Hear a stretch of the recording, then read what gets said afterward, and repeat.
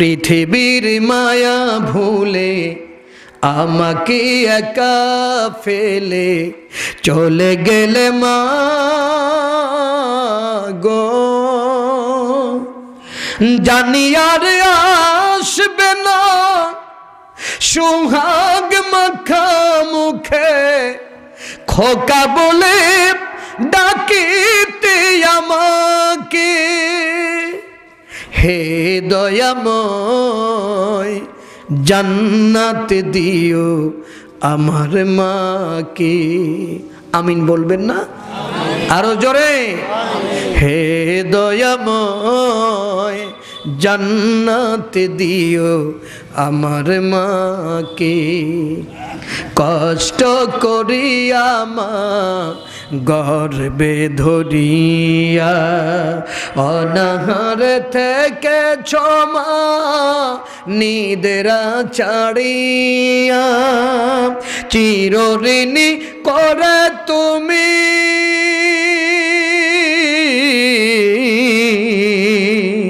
চিরঋণী করে তুমি রেখেছ আমাকে।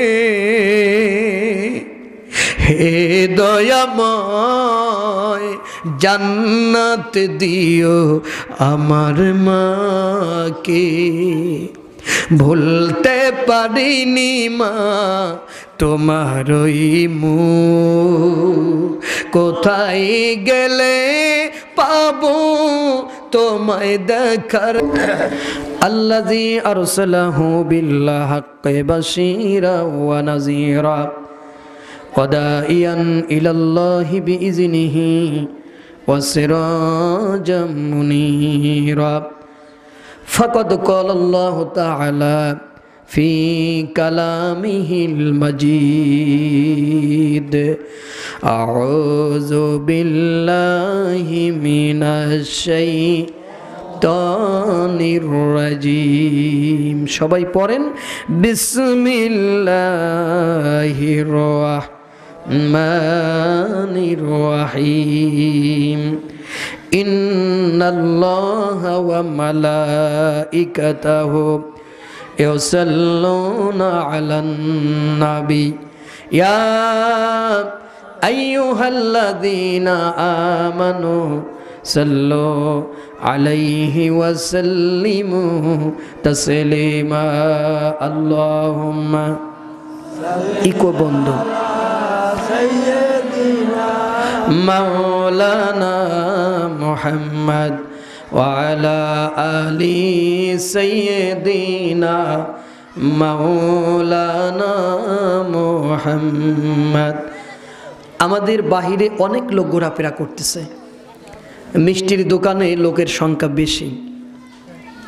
আমি তাদেরকে বিনয়ের সাথে বলবো যে আপনারা মাহফিলে আসেন, এখানে বসলেই আপনাদের কল্যাণ। সবাই প্রাণ খুলে মহব্বতে পড়েন আল্লাহুম্মা সাল্লি আলা সাইয়্যিদিনা মাওলানা মুহাম্মদ ওয়া আলা আলি সাইয়্যিদিনা মাওলানা মুহাম্মদ। বালাগাল উলা বিকামালিহি কাশাফাদ দুজা বিজামালিহি حسنت جميع خصاله صلوا عليه وآله اللهم آمين. ربنا ظلمنا أنفسنا وإن لم تغفر لنا وترحمنا لنكونن من الخاسرين. আয় আল্লাহ, তোমার হাবিবের শানে কয়েকবার দরুদ পড়ে তোমার শাহী দরবারে দুই কানা হাত উঠাইলাম। মেহেরবানি করে দয়া করে দরুদ টুকুন নবীজির রওজায় পৌঁছায়া দাও। তামাম পৃথিবীর মাটির নিচেই যত মুমিন মুমিনাত প্রত্যেকের আর পরে সব পৌঁছিয়ে দাও। আল্লাহ তাআলা আজকের এই মাহফিল খানা যিনারা আয়োজন করেছেন আর দূর দূরান্ত থেকে শোনার জন্য যারা এসেছেন, কঠিন কিয়ামতের দিন মুসিবতের সময় এই মাহফিল খানাকে আমাদের সকলের জন্য নাজাতের রসিলা বানিয়ে দিও। ওয়াজআল আখিরা কালামিনা ইনদাল মাউতি লা ইলাহা ইল্লাল্লাহু মুহাম্মাদুর রাসূলুল্লাহ।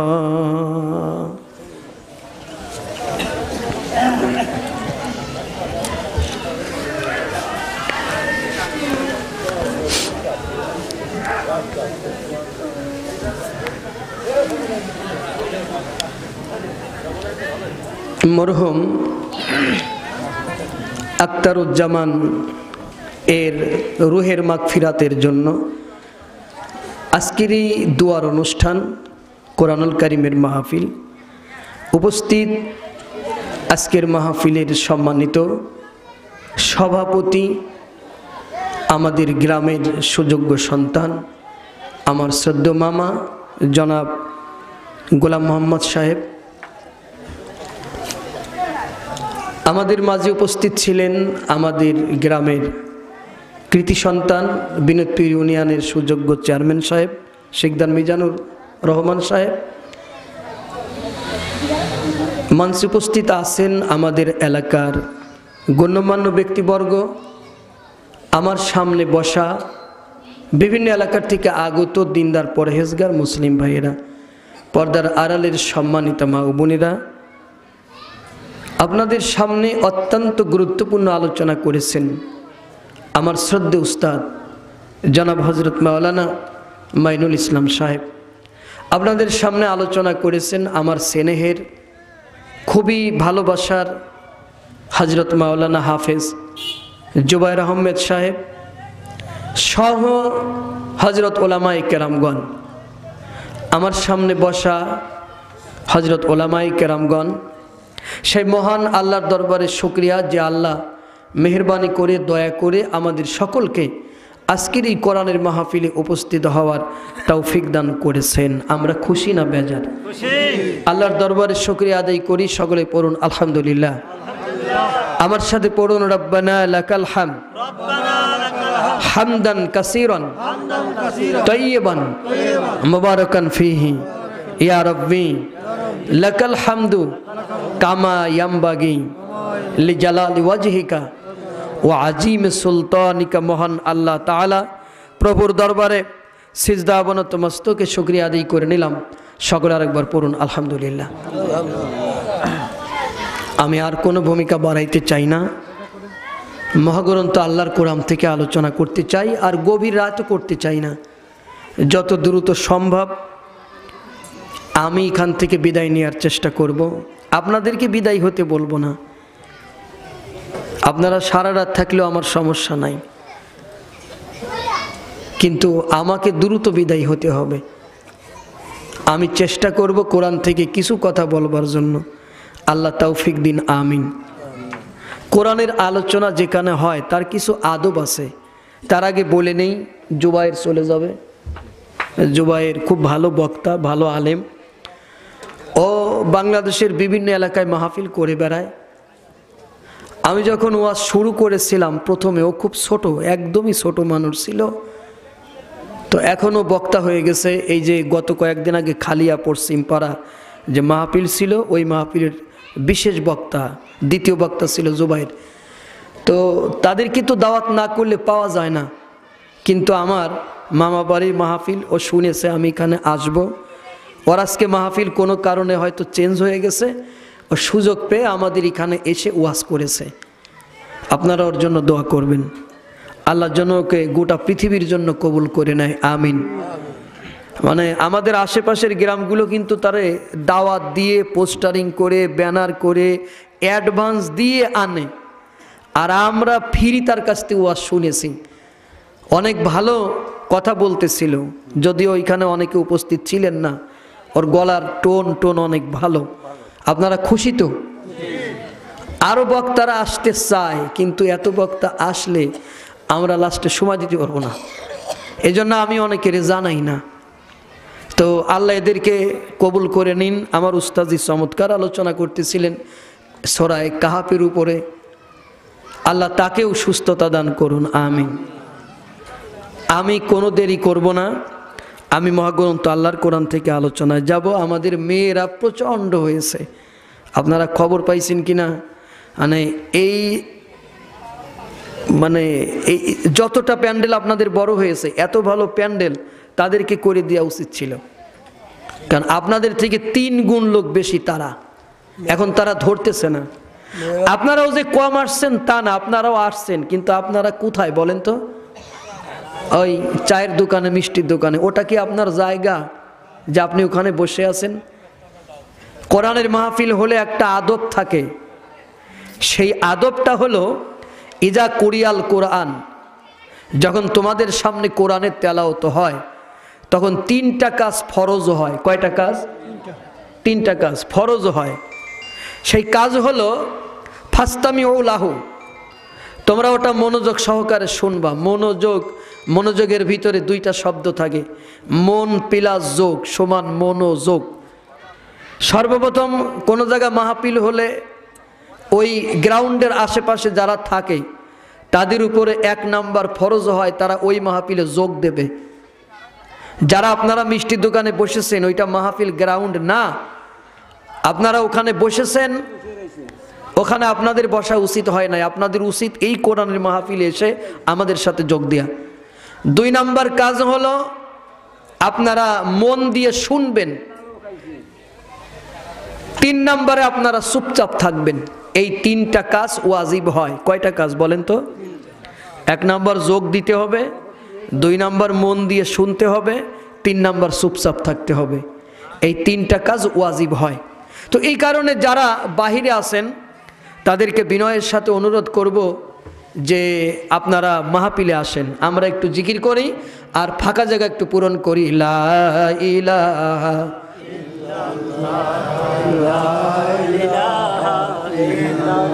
মোবাইল সাইলেন্ট করেছে, সাইলেন্ট। লা ইলাহা, হালকা ইকো দিয়ে একটু আওয়াজ বাড়াই দাও। লা ইলাহা ইল্লাল্লাহ, জোরে জোরে পড়েন। এবার তুমি যেতে পারো, ঠিক আছে। লা ইলাহা, ফাঁকা জায়গাটা একটু পূরণ করতে বলছিলাম। পিছনে না, এই যে পিছনে অনেক ফাঁকা জায়গা, এরকমের ফাঁকা জায়গা রাখা উচিত হয় নাই। আগান আগান, চলে আসেন, ফাঁকা জায়গা পূরণ করেন। লা ইলাহা, আরো আওয়াজ বাড়াও।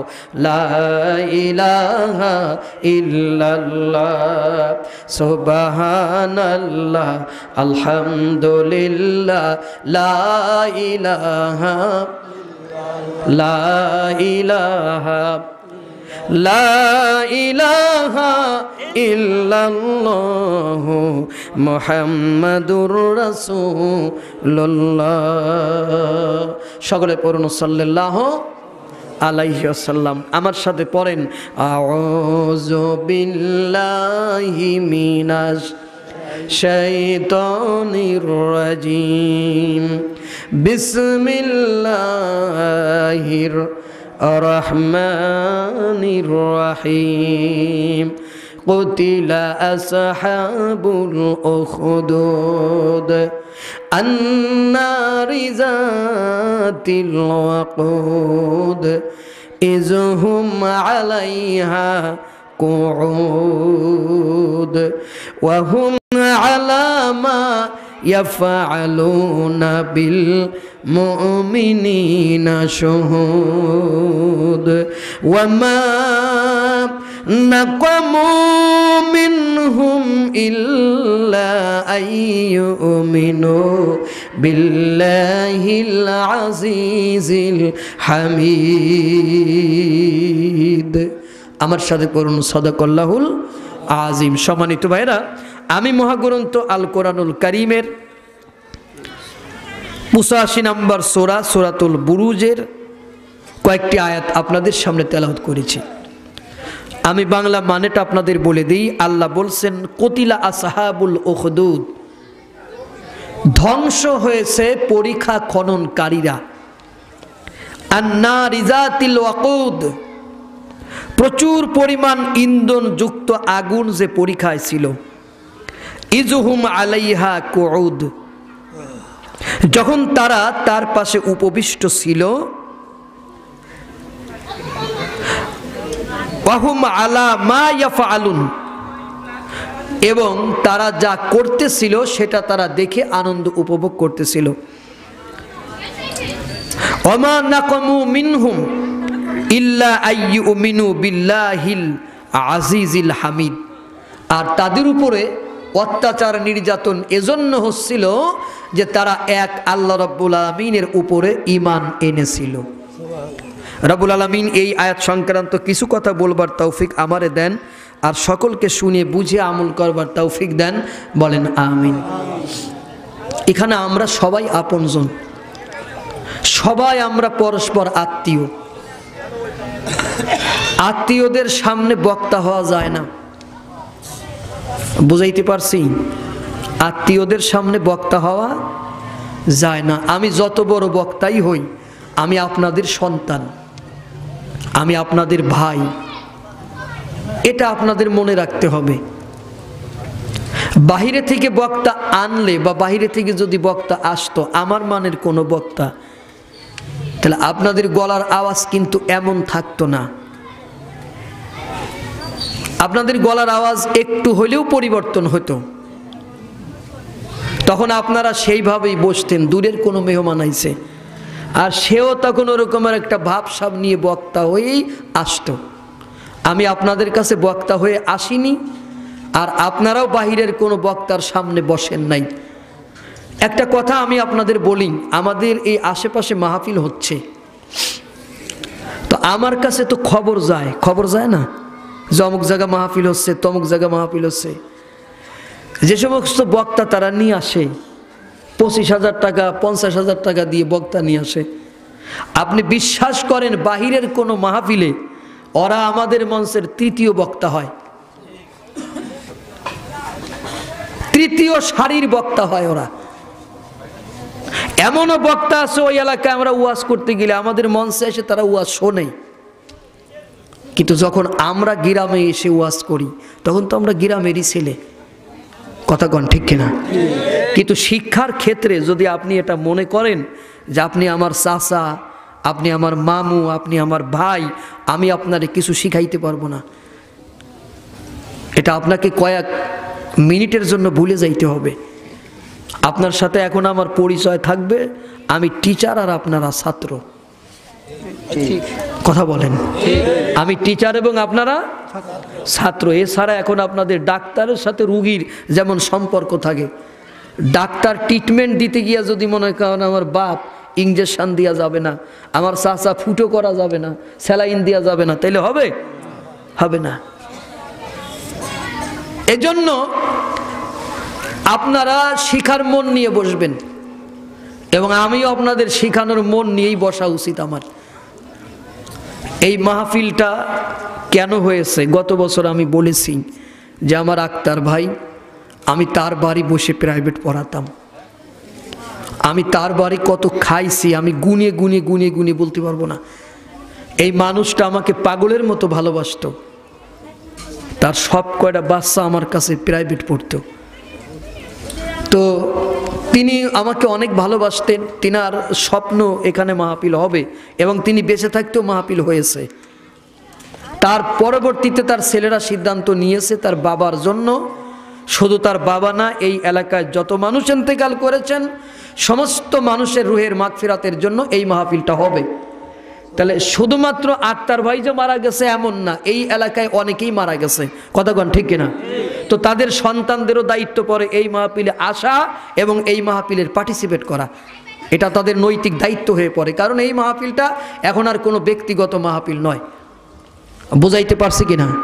আমরা একটা তাকবীর দেই, আস্তে দিব না জোরে দিব শুনিয়ে নেই, একটু গলা দরকার হলে ঝাইরিয়ে নেন,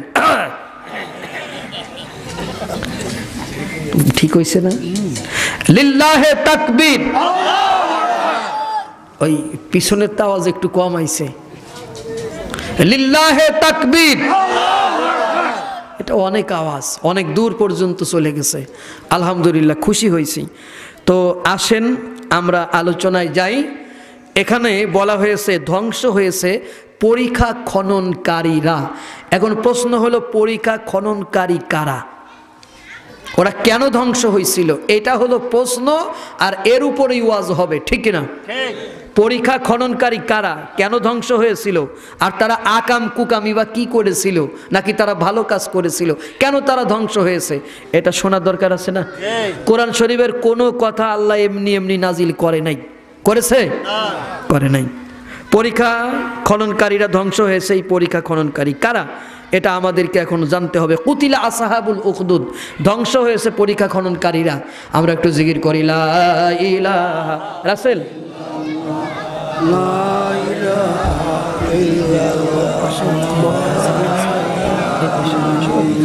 লা ইলাহা ইল্লাল্লাহ লা ইলাহা ইল্লাল্লাহু মুহাম্মাদুর রাসূলুল্লাহ।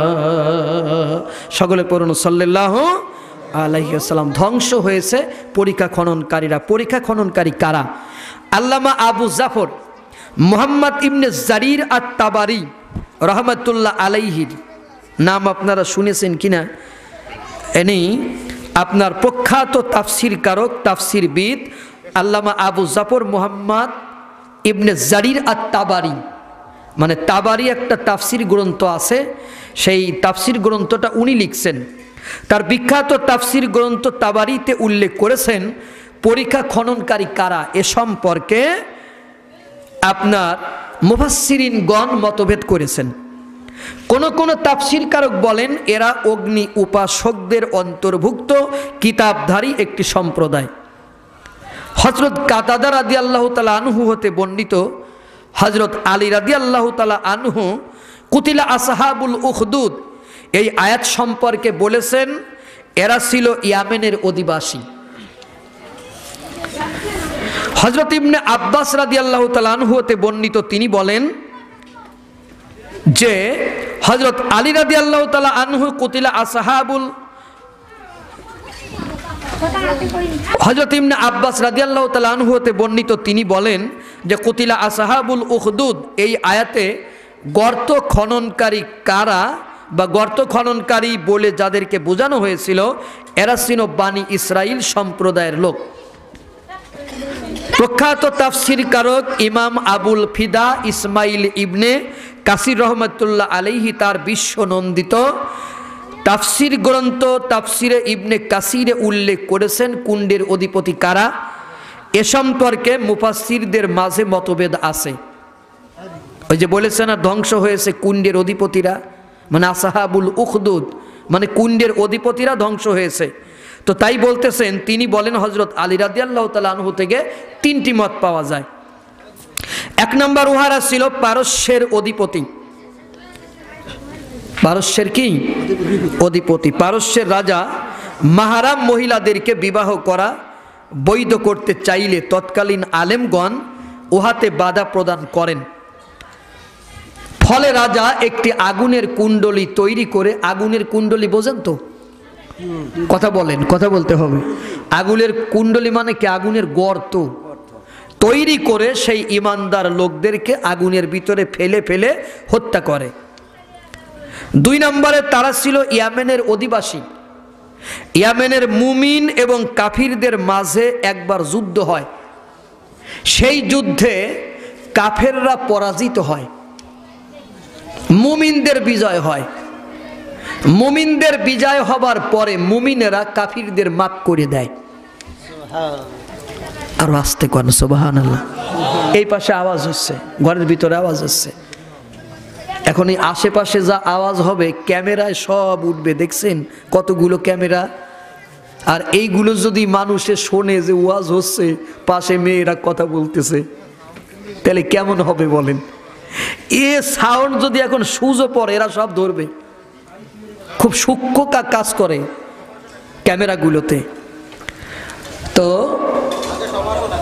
মুমিন এবং কাফিরদের ভিতরে যুদ্ধ হয়, যুদ্ধে কাফিররা পরাজয় বরণ করে, মুমিনদের বিজয় হয়। মুমিনরা কাফিরদেরকে মাফ করে দেয়। এটাই তো মুমিনদের স্বভাব, নাকি? কথা বলেন ঠিক কিনা? মুমিনদের এটাই স্বভাব, মুমিনেরা মাফ করে দেয়। যেমন হযরত ইউসুফ আলাইহিস সালাম যখন প্রেসিডেন্ট হলেন, প্রেসিডেন্ট হওয়ার পরে তার ভাইরা গেছে ইউসুফের কাছে খাবার আনতে। ইউসুফ তো দেখেই চিনে ফেলাইছে। আমরা হলে কি করতাম বলেন তো? না না, আমরা বলতাম যে ঠ্যাং উপরের দিকে দিয়া, মানে পিস পিস মোড়া না পিঠ মোড়া, এইভাবে বাঁধে। এটা তো একটা ইজি কাম, কিন্তু ঠ্যাং উপরের দিকে দিয়া মাথা নিচের দিকে দিয়া বাঁধা, এইটা তো একটা কঠিন কাম। কথা কন ঠিক কিনা? তো ঠ্যাং উপরের দিকে দিয়া মাথা নিচের দিকে দিয়া ঝোলাও, আমি ওদের জনমের মতন পিটাবো, আর যত পারো শালের লাঠি আমার কাছে কেটে আনো। হযরত ইউসুফ আলাইহিস সালাম তা বলেছেন? না, বলেন নাই। হযরত ইউসুফ আলাইহিস সালাম বললেন, লা তাসরি বা আলাইকুমুল ইয়াউম, ও ভাইরা, আজকে তোমাদেরকে আমি আল্লাহর হস্তে মাফ করে দিলাম। আরো জোরে কোন। এই হলো মুমিনদের এক নাম্বার কাজ, যে মুমিনেরা যখন বিজয় লাভ করে তখন তারা কি করে? মাফ করে দেয়। আমার নবী মক্কা বিজয় করলেন, মক্কা বিজয় করে খানায় কাবা তওয়াফ করতেছিলেন, আর কাফিররা মক্কার ঘরের ভিতরে আশ্রয় নিয়েছে। নবী খানায় কাবা তওয়াফ করেন, আর মাঝে মাঝে খানায় কাবার ভিতরে তাকান। কাফিররা চরম ভয় পাচ্ছিল, এই মনে হয় আমাদের কতল করার হুকুম আসবে, আমাদের হত্যা করার হুকুম আসবে। নবীজি কিছুক্ষণ তাপ করে কাফিরদের বললেন, ও কাফিরেরা, আজকে তোমরা আমার কাছে কি আচরণ আশা করো? কাফিরদের ওই ইতিহাসটা জানা ছিল। তারা বলল, তোমার পূর্ববর্তী ভাই ইউসুফ তার ভাইদের সাথে যে আচরণ করেছিল, তুমি আমাদের সাথে ওরকমের একটি আচরণ করো। সুবহানাল্লাহ। তার মানে বোঝা যায় যে মক্কার মানুষের এই ইতিহাসটা জানা ছিল, মক্কার কাফিরদের এই ইতিহাসটা তাদের কি ছিল? জানা ছিল। এই জন্য তারা বলল যে তুমিও তো নবী, তোমার পূর্ববর্তী ভাই এক নবী ইউসুফ তার ভাইদের সাথে যে আচরণ করেছিল, তুমি আমাদের সাথে সেই আচরণটাই করো। আমার নবী ঠিক ওই একটা সেন্টেন্সই, যে সেন্টেন্সটা ইউসুফ তার ভাইদেরকে বলেছিলেন, এই সেম সেন্টেন্স তিনি মক্কার কাফিরদেরকে বললেন, লা তাসরি বা আলাইকুমুল ইয়াউম, আজকে আমি তোমাদেরকে আল্লাহর হস্তে মাফ করে দিলাম। সুবহানাল্লাহ। তাহলে মাফ করা হলো ঈমানদারের স্বভাব, আর মাফ না করা হলো শয়তানের স্বভাব। কথা কি আমি বুঝাইতে পারছি? মাফ করা কার স্বভাব? ঈমানদারের স্বভাব। আর মাফ না করা কার স্বভাব? শয়তানের স্বভাব। এরকমের শয়তান খুঁজলে আমাদের এলাকায় আপনি অনেক পাবেন। পাবেন না? হাজার হাজার পাবেন আপনি। আমাদের বাংলাদেশ থেকে অনেক শয়তান মক্কায় শয়তানের পাথর মারতে যায়। কথা কয় না। গতকাল এই গল্পটা বলছিলাম যে একজন গিয়া শয়তানের পাথর মারতেছে। আচ্ছা, ওই যে শয়তানের পাথর মারতেছে, ওর কাছে জিগান যে ভাই তুমি শয়তানের পাথর মারো কেন? শয়তান কি তোমার জমি কেড়ে নেছে, তোমার মেয়ে বের করে নেছে, নাকি তোমার হালের গরু পিটায় মারছে, নাকি তোমার পাকা ধানে মই দিয়েছে? তুমি শয়তানের মক্কায় 3.5 লাখ টাকা খরচ করে পাথর মারতে গেলে কেন? ওর উত্তর আছে। ও কেন যায় ও নিজেই জানে না। এটা তো একটা ফর্মালিটি, এছাড়া কিছুই না। এখন একটা লোক কাঁদতেছে দাঁড়ায় দাঁড়ায়, তো কাছে গিয়ে কয়, ভাই কান্দো কেন? আমার দলের লোক আমারে পাথর মারছে। কয় তোমার দলের লোক কেডা? কয় যে আমার দলের লোক তো তুমি। কয় যে আমি তো তোমারে পাথর মারি নাই, আমি পাথর মারছি শয়তানেরে। কয় তুমি কি শয়তানেরে দেখছো? কয় না, তা তো দেখি নাই। কয় যে আমি তো শয়তান। কয় কও কি, তুমি কি করে শয়তান হইলে? কয় কেন, তুমি সুদ খাও না? কয় খাই তো। বাংলাদেশে গিয়ে আবার সুদ খাবা না? কয় অবশ্যই খাবো। তাহলে তুমি তো শয়তান। তো এক শয়তান মক্কা এসে আর এক শয়তানের পাথর মারে কি করি? যায় কি না? আস্তে কোন কে কথা কোন, যায় কি না? কয় তুমি দুর্নীতি করো না? কয় যে দুর্নীতি করি না, মানে আমি দুর্নীতিতে হ্যাট্রিক করছি। তো এটাই তো আমার শয়তানের কামই, তো এই কাম। তো তুমি বলো এক শয়তান আর এক শয়তানের পাথর মারে কি করে বলো?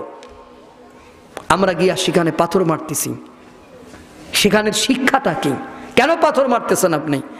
আপনি শয়তানকে পাথর মেরে এই শিক্ষা মক্কা থেকে আপনাকে নিয়ে আসতে হবে যে আমি বাংলাদেশে গিয়ে আর কোনো শয়তানি কাজ করব না এবং কোনো শয়তানের দলে আমি যুক্ত হব না। কথা বলেন ঠিক কিনা? কিন্তু আপনি সেই কাজটা কি পারছেন? আপনি না পারছেন শয়তানি ছাড়তে, আবার না পারছেন আপনি শয়তানের দলের ছাড়তে।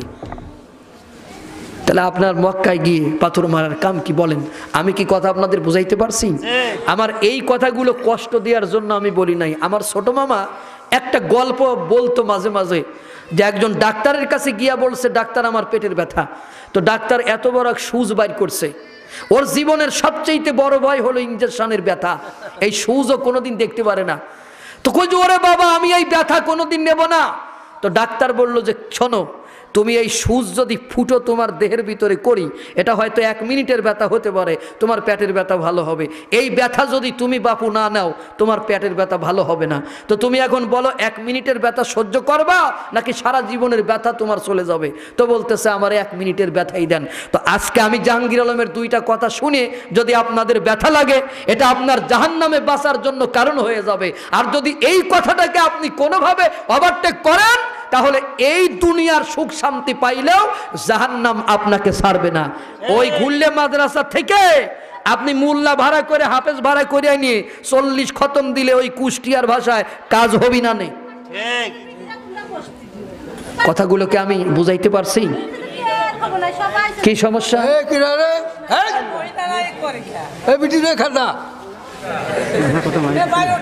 এত পাওয়ার আপনার হয়েছে, বিটি গেলে খেদাবেন?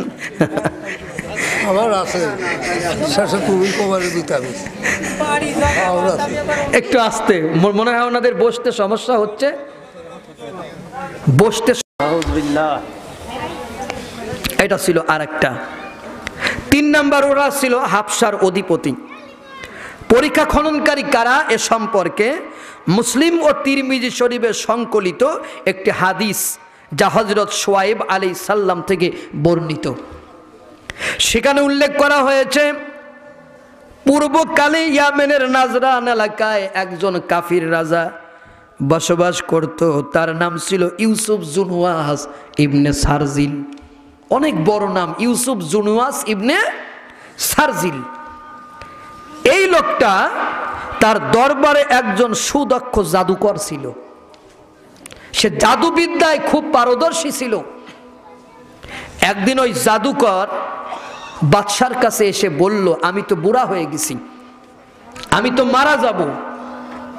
এতই কোনা, আমি তো মারা যাব, তো আমি মারা গেলে এই জাদুর বিদ্যা হারায়া যাবে। আপনি আমার একটা ছেলে এনে দিন, আমি তাকে জাদু শিক্ষা দিয়ে যাতে মরতে পারি। রাজা তখন একটা বালককে এনে দিল, যেই বালকের নাম ছিল আব্দুল্লাহ ইবনে তামুর। মনে থাকবে, এটা মুসলিম ও তিরমিজি শরীফের একটা হাদিস, প্রসিদ্ধ একটি হাদিস।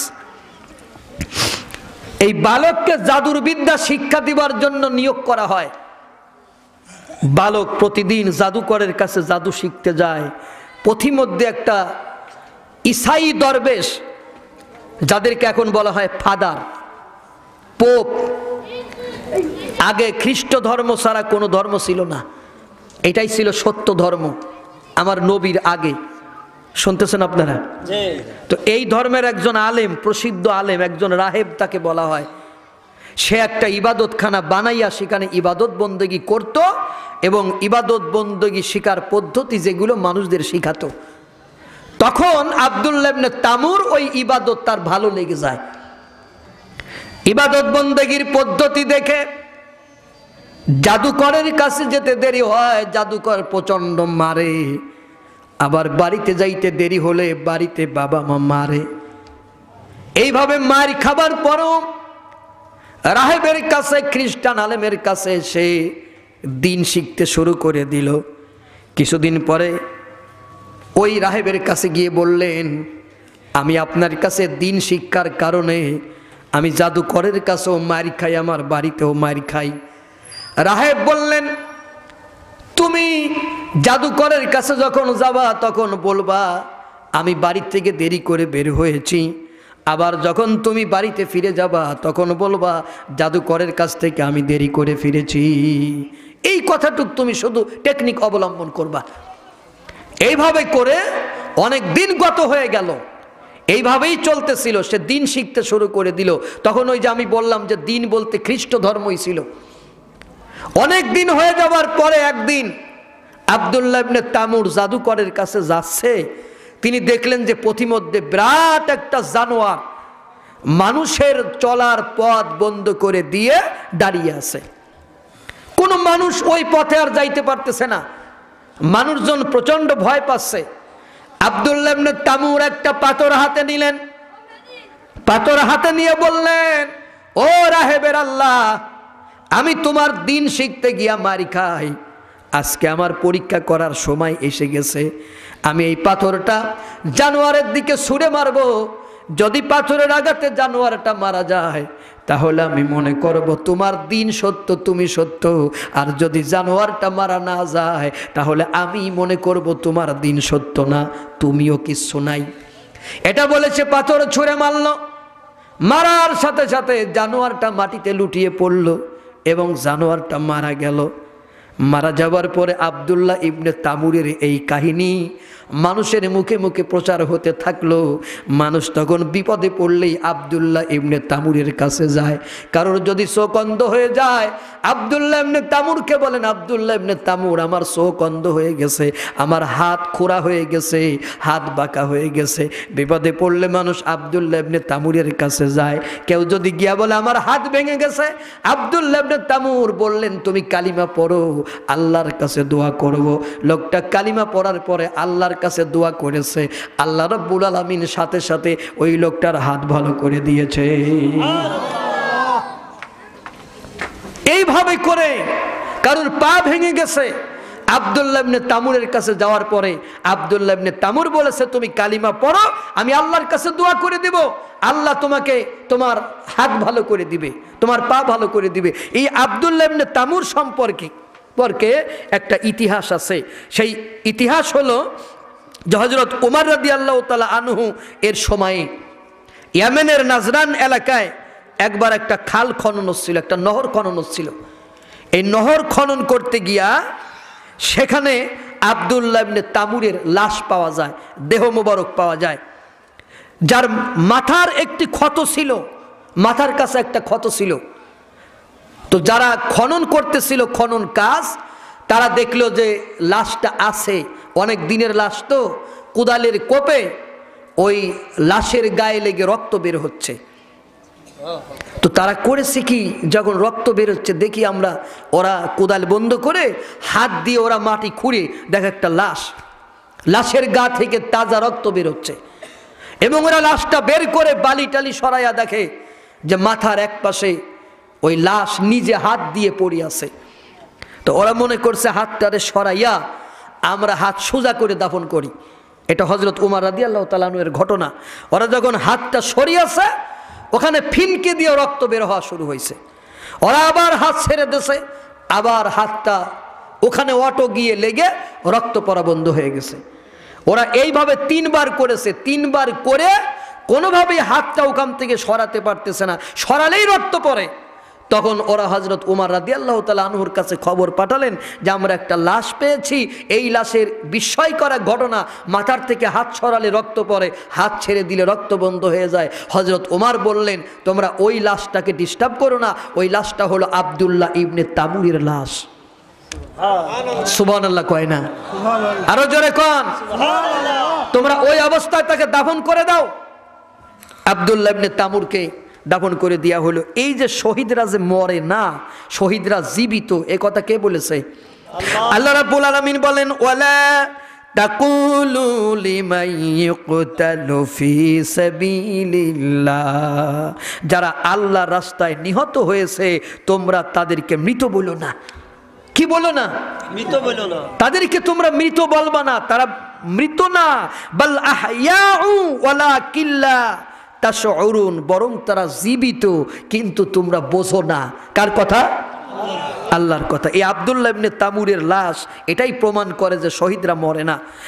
ওয়ালা তাহসাবান্নাল্লাযীনা কুতিলু ফি সাবিলিল্লাহি আমওয়াতান বাল আহয়াউন ইনদা রাব্বিহিম ইউরযাকুন, যারা আল্লাহ রাস্তায় শহীদ হয়েছে তাদেরকে তোমরা কখনো মৃত মনে করো না, বরং তারা নিজেদের পালনকর্তার কাছে জীবিত এবং জীবিকা প্রাপ্ত। সুবহানাল্লাহ। তাহলে আব্দুল্লাহ ইবনে তামুর সে মরে নাই, শহীদরা মরে না। বন্ধুগণ আমার, তো আব্দুল্লাহ ইবনে তামুর তার কাছে যে আসে তাকে বলে তুমি কালিমা পড়ো, আল্লাহর কাছে দোয়া করে দিব, আল্লাহ তোমার এই রোগ ভালো করে দেবে। বোঝা যাচ্ছে কথাগুলো? ওই দেশের এক মন্ত্রীর চোখ অন্ধ হয়ে যায়। অন্ধ হলে তিনি আব্দুল্লাহ ইবনে তামুরের কাছে এসে বলেন যে আব্দুল্লাহ ইবনে তামুর, আমার চোখ অন্ধ হয়ে গেছে, তুমি যত টাকা পয়সা চাও আমার কাছ থেকে টাকা পয়সা নাও, আমার চোখ দুইটা ভালো করে দাও। আব্দুল্লাহ ইবনে তামুর বলেন, চোখ ভালো করা আমার কাজ না, তুমি যদি আল্লাহর প্রতি মানানো আমি দোয়া করে দিব, আল্লাহ তোমার চোখের জ্যোতি ভালো করে দিবেন। সুবহানাল্লাহ। মন্ত্রী ঈমান আনলেন, আব্দুল্লাহ ইবনে তামুর দোয়া করলেন, আর মন্ত্রীর চোখ ভালো হয়ে গেল। সুবহানাল্লাহ। মন্ত্রীর চোখ ভালো হয়ে যাবার পরে, আচ্ছা তার আগে একটা প্রশ্ন করি, জাদু বলে আসলে কি পৃথিবীতে কিছু আছে? নাই? এই আন্দাজে সমস্ত কথা বলে পাবলিক, কয় নাই। তো জাদু যদি না থাকে তাহলে কোরআনে এই কথা আসছে কেন? জাদু তো আপনারাই দেখছেন, কি দেখেন নাই জীবনে? অবশ্যই দেখছেন। হ্যাঁ, আবার কয় যে জাদু নাই, কনে পাইছেন এগুলো? ওই সবে বরাতের মতো কথা, সবে বরাত নাই। জাদু একটা প্রতিষ্ঠিত বিষয়, এটা ডিকশনারির একটা শব্দ, ম্যাজিক। এইটারে আপনি অস্বীকার করলে হবে। হযরতে মূসা আলাইহিস সালাম সম্পর্কে, মূসা আলাইহিস সালাম যখন ফেরাউনের কাছে কালিমার দাওয়াত নিয়ে গেল, কালিমার দাওয়াত নিয়ে যাওয়ার পরে ফেরাউন কয় যে তোমার আবার রব কিনা? আনা রব্বুকুমুল আলা, আমি তো সবচেয়ে বড় রব। মূসা আলাইহিস সালাম বলেন, রব্বুনাল্লাযী আ'তা কুল্লা শাইইন খালকাহু সুম্মা হাদা, আমার রব তো তিনি যিনি সমগ্র সৃষ্টি জগৎকে তৈরি করেছেন, শুধু তৈরিই করেন নাই, সাথে সাথে হেদায়েতের রাস্তা বলে দিয়েছে। সুবহানাল্লাহ। ফেরাউন কয় যে তুমি কি আমার কাছে কোনো নিদর্শন আনছো? মূসা বলেন এনেছি। কি আনছো? লাঠিটা মাটির উপর ফেলে দিয়েছে, বিরাট অজাগার হয়ে গেছে। সুবহানাল্লাহ। বগলের থেকে হাত বাইর করছে, হাতটা সাদা হয়ে গেছে। এইটা দেখে ফিরাউন মূসা আলাইহিস সালামকে বলতেছেন, ওয়ালা আজিতানা লিতুখরিজানা মিন আরদিনা বিসিহরিকা ইয়া মূসা, হে মূসা, তুমি কি জাদুর জোরে আমাদেরকে দেশ থেকে বের করে দিতে চাও? তাহলে কে বলেছে জাদু নাই? ফেরাউন বলতেছে, মূসা রে, তুমি কি জাদুর জোরে আমাদেরকে দেশ থেকে বের করে দিতে চাও? জাদুকর আমারও আছে, তোমার সাথে আমার জাদুকরদের প্রতিযোগিতা হবে। মূসা আলাইহিস সালাম বললেন, জাদুর প্রতিযোগিতা হবে, তবে ঘরের ভিতরে না, জাদুর প্রতিযোগিতা হবে মাঠে। মূসা আলাইহিস সালাম এটা বুঝেছিলেন যে মাঠে যদি জাদুর প্রতিযোগিতা হয়, জাদু দেখতে লক্ষ লক্ষ লোক আসবে, আকাম কুকাম দেখতে সবসময় লোক একটু বেশি হয়। কথা কন ঠিক কিনা? এই যে কয়দিন আগে গুল্লের মাঠে এক গান হয়েছে, এ কথা মনে হয় একটু মানে না বলাই ভালো, কি বলেন? হ্যাঁ, আচ্ছা সেখানে কি লোকজন এই রকমের হয়েছিল? কথা কয় না, এরকমের হয়েছিল? আজকে যদি আমি একটা একতারা নিয়ে বসতাম এই জায়গা, আর যদি একটা দোতারা নিয়ে বসতাম, আর একটা তবলা নিয়ে বসতাম, আপনার কি মনে হয় যারা গান গাইতে আইছিল ওদের থেকে কণ্ঠ আমাদের খারাপ? আপনার এ করে তা করে আপনি মানুষকে একদম পাগল বানায় ফেলতেছেন। দেশে বোতল একটাও নাই, পায়খানার ভিতর থেকে বোতল নিয়ে দৌড় মারে।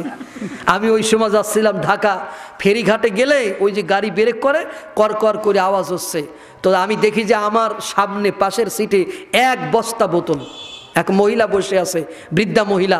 আমি বললাম যে আপনি কোত্থেকে আসলেন? কয় মাগুরা থেকে। বাড়ি কোথায়? কয় চট্টগ্রাম। কোথায় গেছিলেন? কয় মাগুরা গেছিলাম। এর ভিতরে কি? কয় 500 বোতল। তাই আমি বললাম যে এত বোতল কি করে পড়লো? কয় যে উনি দুইজনের ঘাড়ে ভর করে যাচ্ছিলেন, এই পাশে এক ফু, এই পাশে এক ফু। আমি বললাম যে ফুটা একটু পদ্মা নদীতে দিতে বলেন, তাহলে তো আপনার কষ্ট করে মাগুরায় যাওয়া লাগে না। ওটা কি আছে? ওটা কি এখন আছে? নাই তো, উঠে গেছে। এগুলো চলবে না, মানুষ এগুলো বোঝে না। কিন্তু আব্দুল্লাহ ইবনে তামুর, এটা হলো আল্লাহর বিশেষ একটা পাওয়ার। আল্লাহ রাব্বুল আলামিন তাকে এমন পাওয়ার দিয়েছেন শুধু দ্বীনের প্রচারণা করার জন্য। এটা মুজিজা বলতে পারেন আপনি। মন্ত্রী এসে বলল আমার চোখ ভালো করে দাও। সে বলল চোখ ভালো করার কাজ আমার না, এটা আল্লাহর কাজ, তুমি কালিমা পড়ো, আমি দোয়া করতেছি। মন্ত্রী কালিমা পড়লো আর আব্দুল্লাহ ইবনে তামুর দোয়া করেছে, সাথে সাথে মন্ত্রীর চোখ ভালো হয়ে গেছে। আর একটু জোরে বলেন সুবহানাল্লাহ। পরের দিন রাজা রাজকার্য পরিচালনার জন্য রাজদরবারে গেছে। রাজার নাম আপনাদের মনে আছে তো? ইউসুফ জুনওয়াজ বিন সারজিল। সে বলতেছে মন্ত্রী তোমার তো চোখ কানা, তোমার তো চোখ অন্ধ ছিল, চোখ ভালো হলো কি করে? মন্ত্রী বলতেছে আমার রব আমার চোখ ভালো করে দিয়েছে। রাজা কয় যে আমিই তো রব। রাজা কি বলে?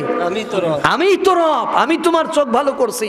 কয় না তুমি আমার রব না, আমার রব হচ্ছে রব্বুনা ওয়া রব্বুস সামাওয়াতি ওয়াল আরদ, আমার রব হচ্ছেন আসমান এবং জমিনের রব, তুমি আমার রব না।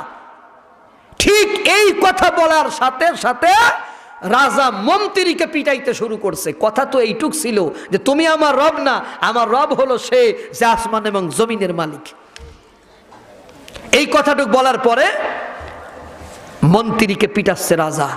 মন্ত্রীকে বলতেছে বলো তোমাকে এই কথা কে শিখাইছে? মন্ত্রী তখন বলে দিছে ওই বালকের কথা।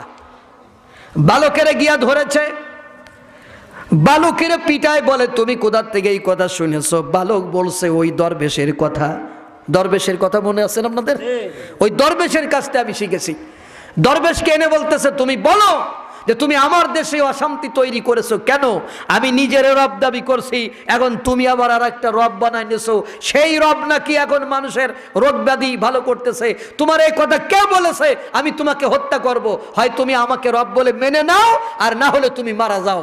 ওই রাহেব বললেন, দরবেশ বললেন আমি বুড়া হয়ে গেছি, তুমি আমারে মারলেও মরবো না মারলেও মরবো, তার থেকে তুমি আমারে মেরেই ফেলাও। তুমি যদি আমাকে এখন মারো আমি শহীদ হয়ে মরবো, আর যদি তোমাকে রব বলে মেনে নেয় তাহলে আমি বেঈমান মুনাফিক হয়ে মরবো, ঠিক না? আল্লাহ রসুল বলেছেন যে খোদার নাফরমানি করে 1000 বছর বেঁচে থাকার চাইতে আল্লাহর অনুগত হয়ে 1 সেকেন্ডের ভিতরে মরা ভালো।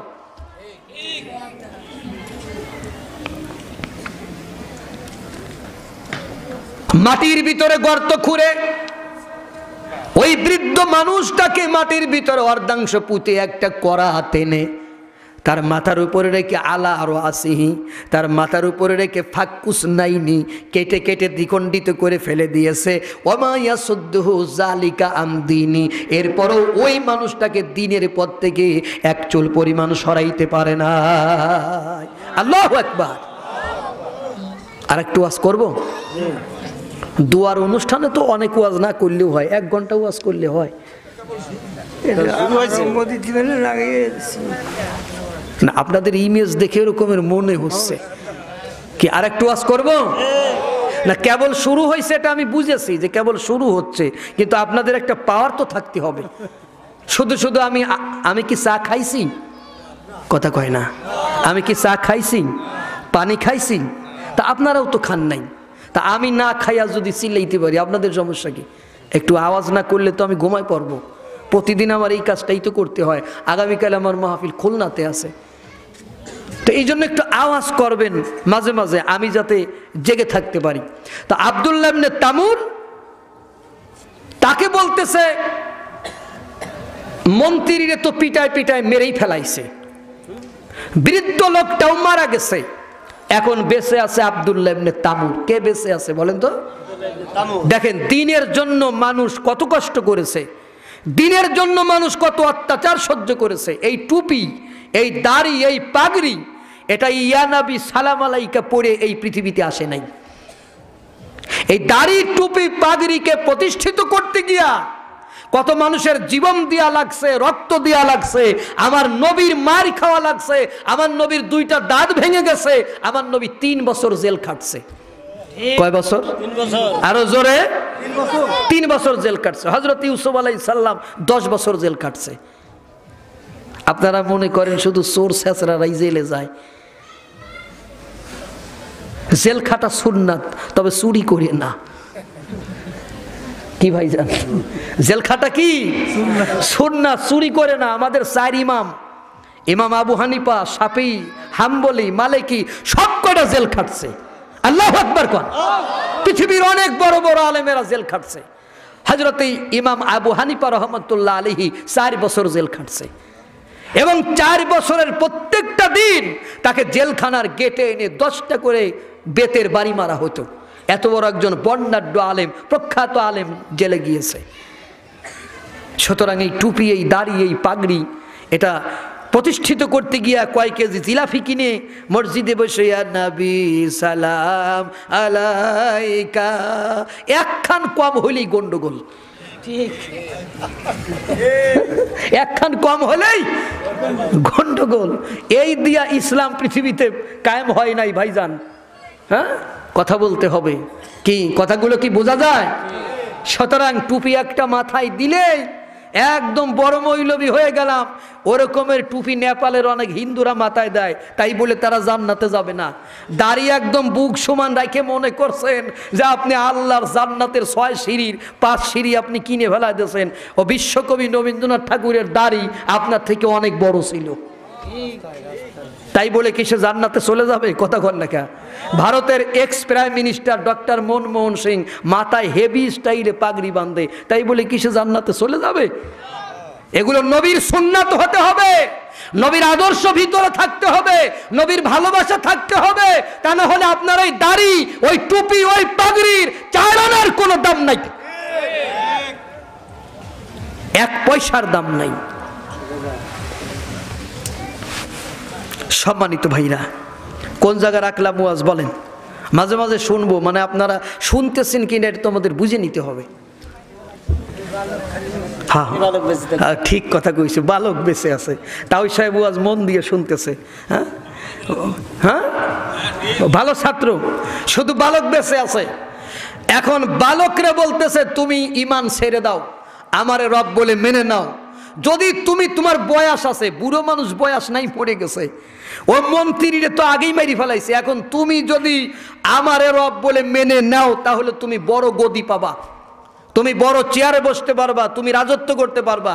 এই যে রাজ্যের লোভ, ক্ষমতার লোভ দিয়া মানুষকে নষ্ট করার পায় তারা, এটা নতুন কিছু না।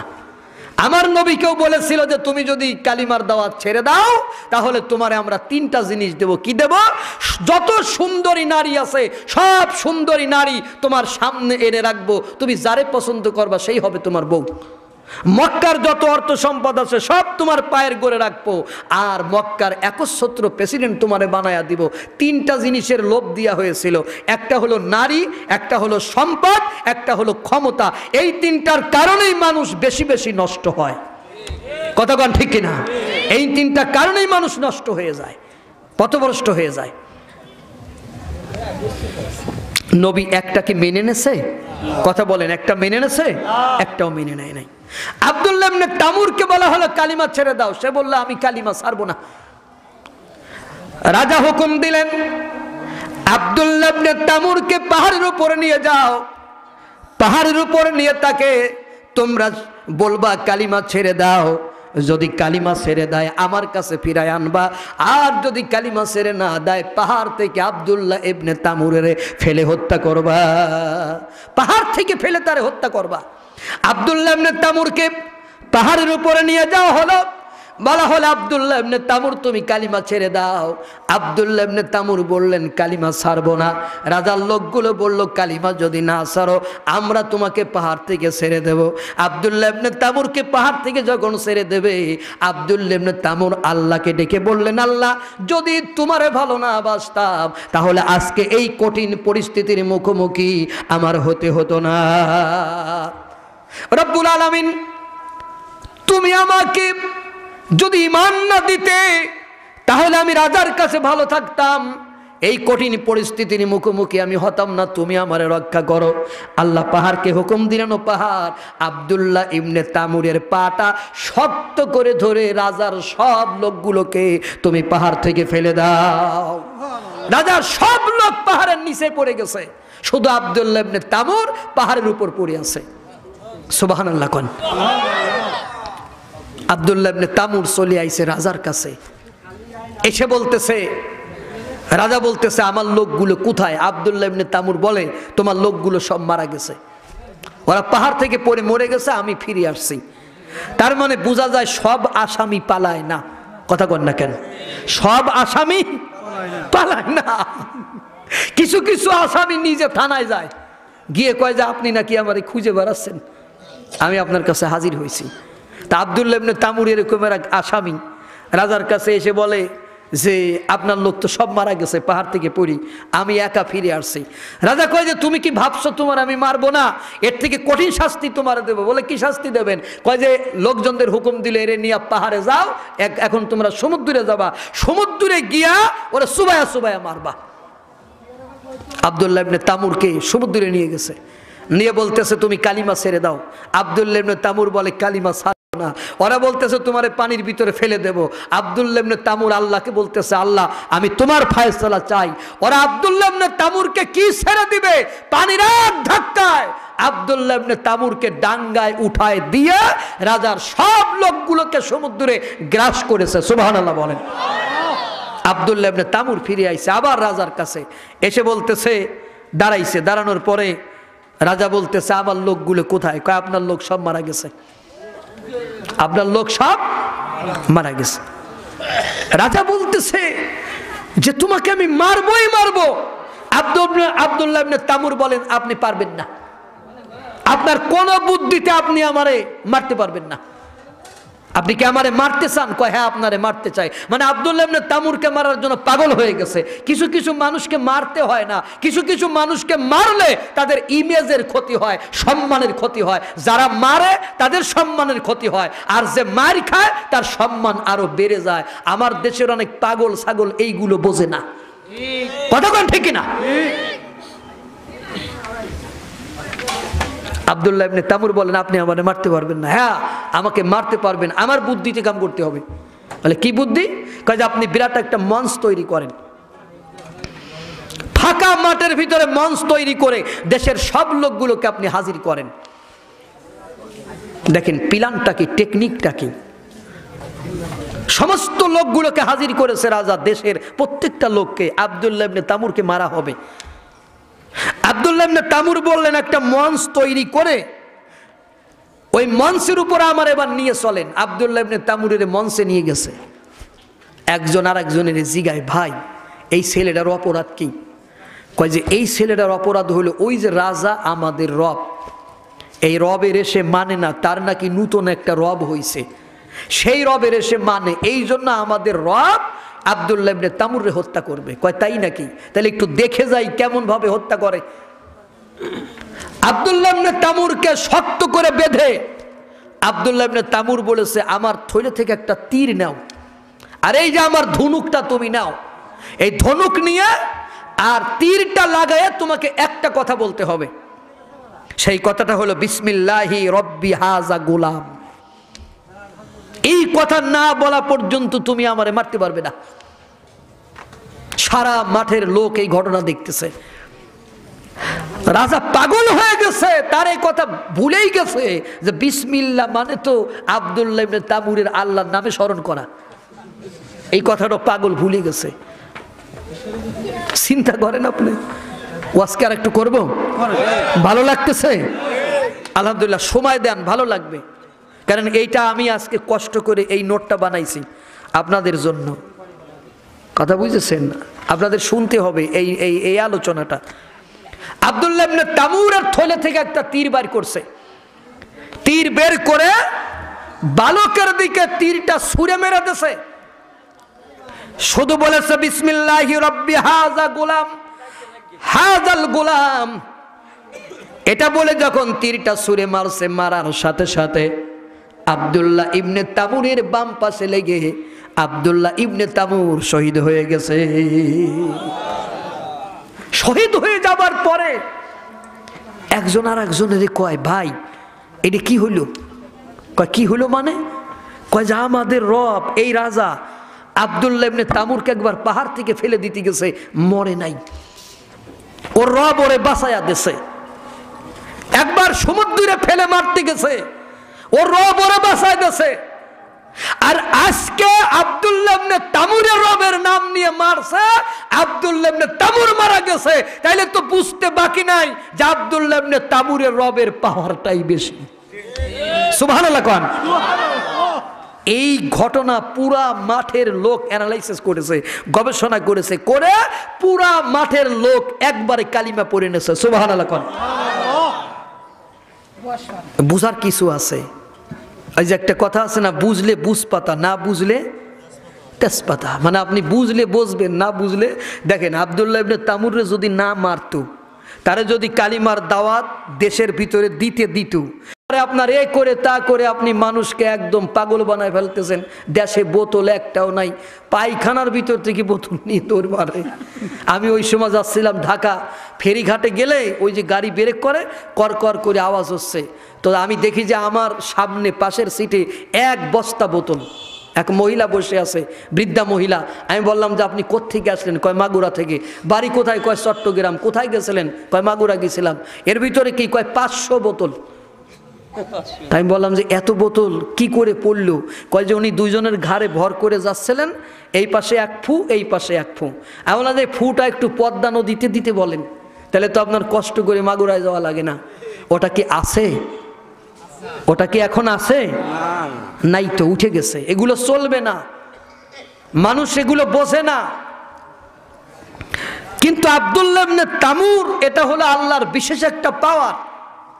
আল্লাহ রাব্বুল আলামিন তাকে এমন পাওয়ার দিয়েছেন শুধু দ্বীনের প্রচারণা করার জন্য। এটা মুজিজা বলতে পারেন আপনি। মন্ত্রী এসে বলল আমার চোখ ভালো করে দাও, সে বলল চোখ ভালো করার কাজ আমার না, এটা আল্লাহর কাজ। তুমি কালিমা পড়ো, আমি দোয়া করতেছি। মন্ত্রী কালিমা পড়লো আর আব্দুল্লাহ ইবনে তামুর দোয়া করেছে, সাথে সাথে মন্ত্রীর চোখ ভালো হয়ে গেছে। আরেকটু জোরে বলেন সুবহানাল্লাহ। পরের দিন রাজা রাজকার্য পরিচালনার জন্য রাজদরবারে গেছে। রাজার নাম আপনাদের মনে আছে তো? ইউসুফ জুনওয়াজ বিন সারজিল।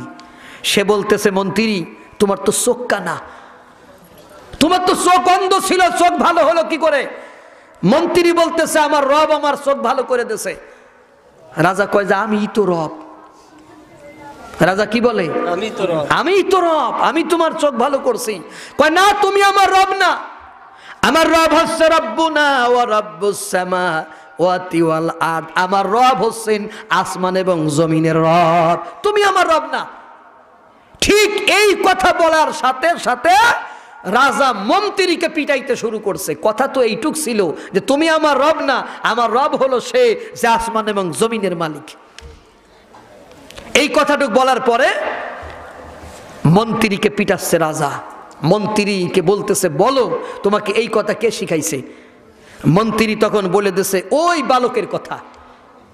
বালকেরে গিয়া ধরেছে, বালকের পিটায় বলে তুমি কোথা থেকে এই কথা শুনেছো? বালক বলছে ওই দরবেশের কথা। দরবেশের কথা মনে আছে আপনাদের? ওই দরবেশের কাছ থেকে আমি শিখেছি। দরবেশকে এনে বলতেছে তুমি বলো যে তুমি আমার দেশে অশান্তি তৈরি করেছো কেন? আমি নিজের রব দাবি করছি, এখন তুমি আবার আর একটা রব বানাই নিয়েছো। সেই রব নাকি এখন মানুষের রোগ ব্যাধি ভালো করতেছে। তোমার এই কথা কে বলেছে? আমি তোমাকে হত্যা করব। হয় তুমি আমাকে রব বলে মেনে নাও, আর না হলে তুমি মারা যাও।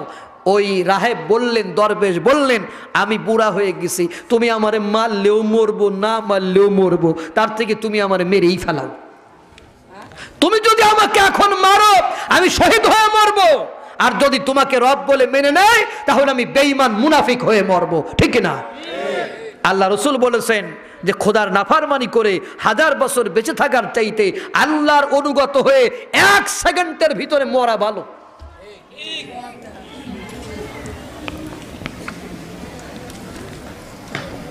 মাটির ভিতরে গর্ত খুঁড়ে ওই বৃদ্ধ মানুষটাকে মাটির ভিতরে অর্ধাংশ পুঁতে একটা কড়া হাতে নে, তার মাথার উপরে রেখে আলা আরো আসিহি, তার মাথার উপরে রেখে ফাক্কুস নাইনি কেটে কেটে দ্বিখণ্ডিত করে ফেলে দিয়েছে।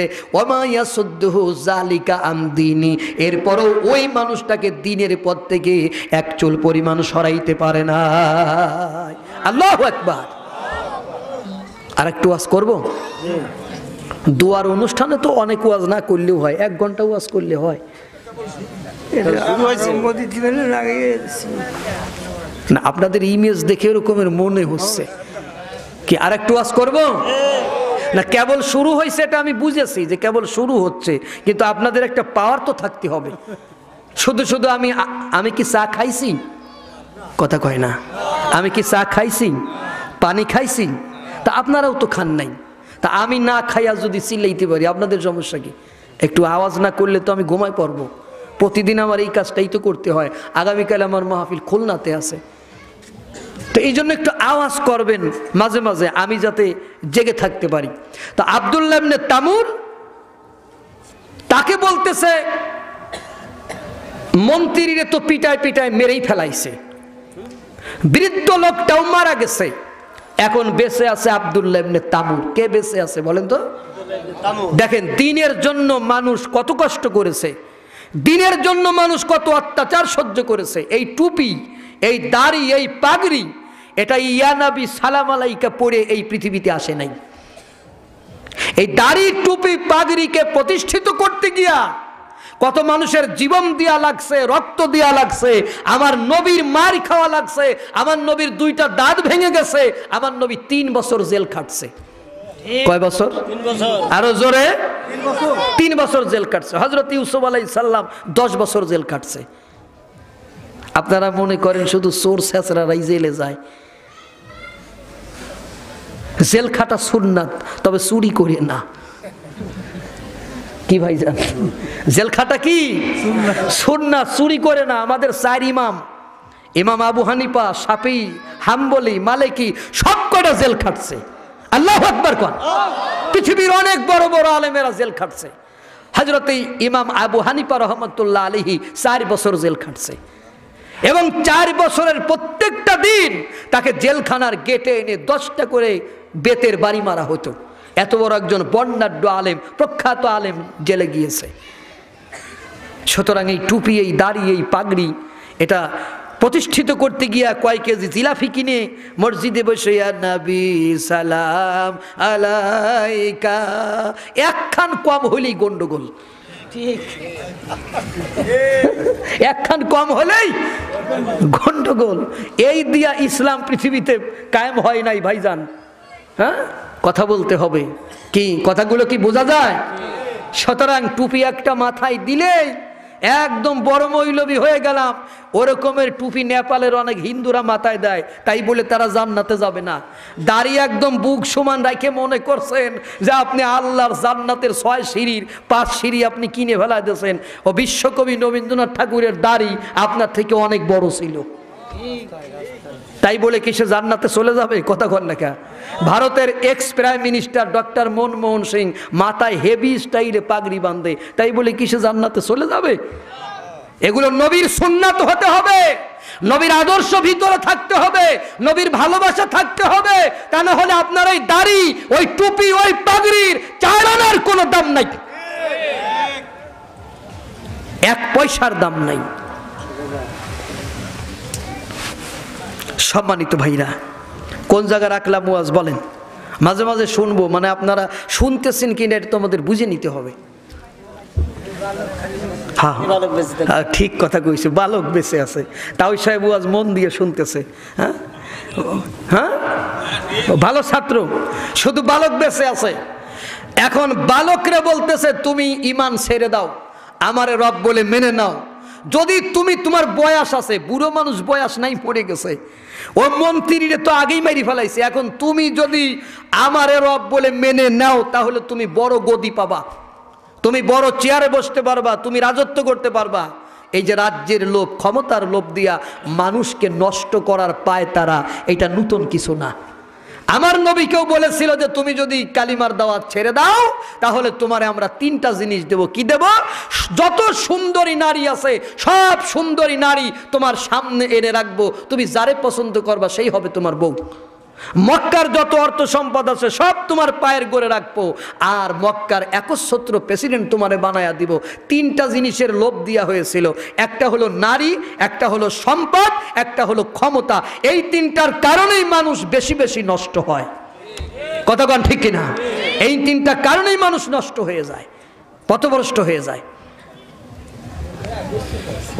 নবী একটাকে মেনে নেছে? কথা বলেন, একটা মেনে নেছে? একটাও মেনে নেয় নাই। আব্দুল্লাহ ইবনে তামুরকে বলা হলো কালিমা ছেড়ে দাও, সে বলল আমি কালিমা ছাড়বো না। রাজা হুকুম দিলেন আব্দুল্লাহ আব্দুল্লাহ ইবনে তামুরকে পাহাড়ের উপরে নিয়ে যাও। পাহাড়ের উপরে নিয়ে তাকে তোমরা বলবা কালিমা ছেড়ে দাও। যদি কালিমা ছেড়ে দেয় আমার কাছে ফিরায় আনবা, আর যদি কালিমা ছেড়ে না দেয় পাহাড় থেকে আব্দুল্লাহ ইবনে তামুরের ফেলে হত্যা করবা। পাহাড় থেকে ফেলে তারে হত্যা করবা।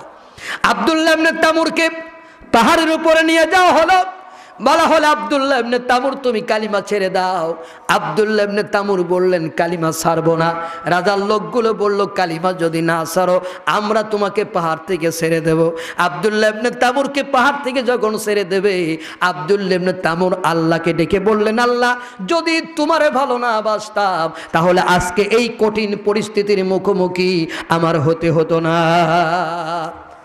রব্বুল আলামিন তুমি আমাকে যদি ঈমান না দিতে তাহলে আমি রাজার কাছে ভালো থাকতাম, এই কঠিন পরিস্থিতির মুখোমুখি আমি হতাম না। তুমি আমারে রক্ষা করো।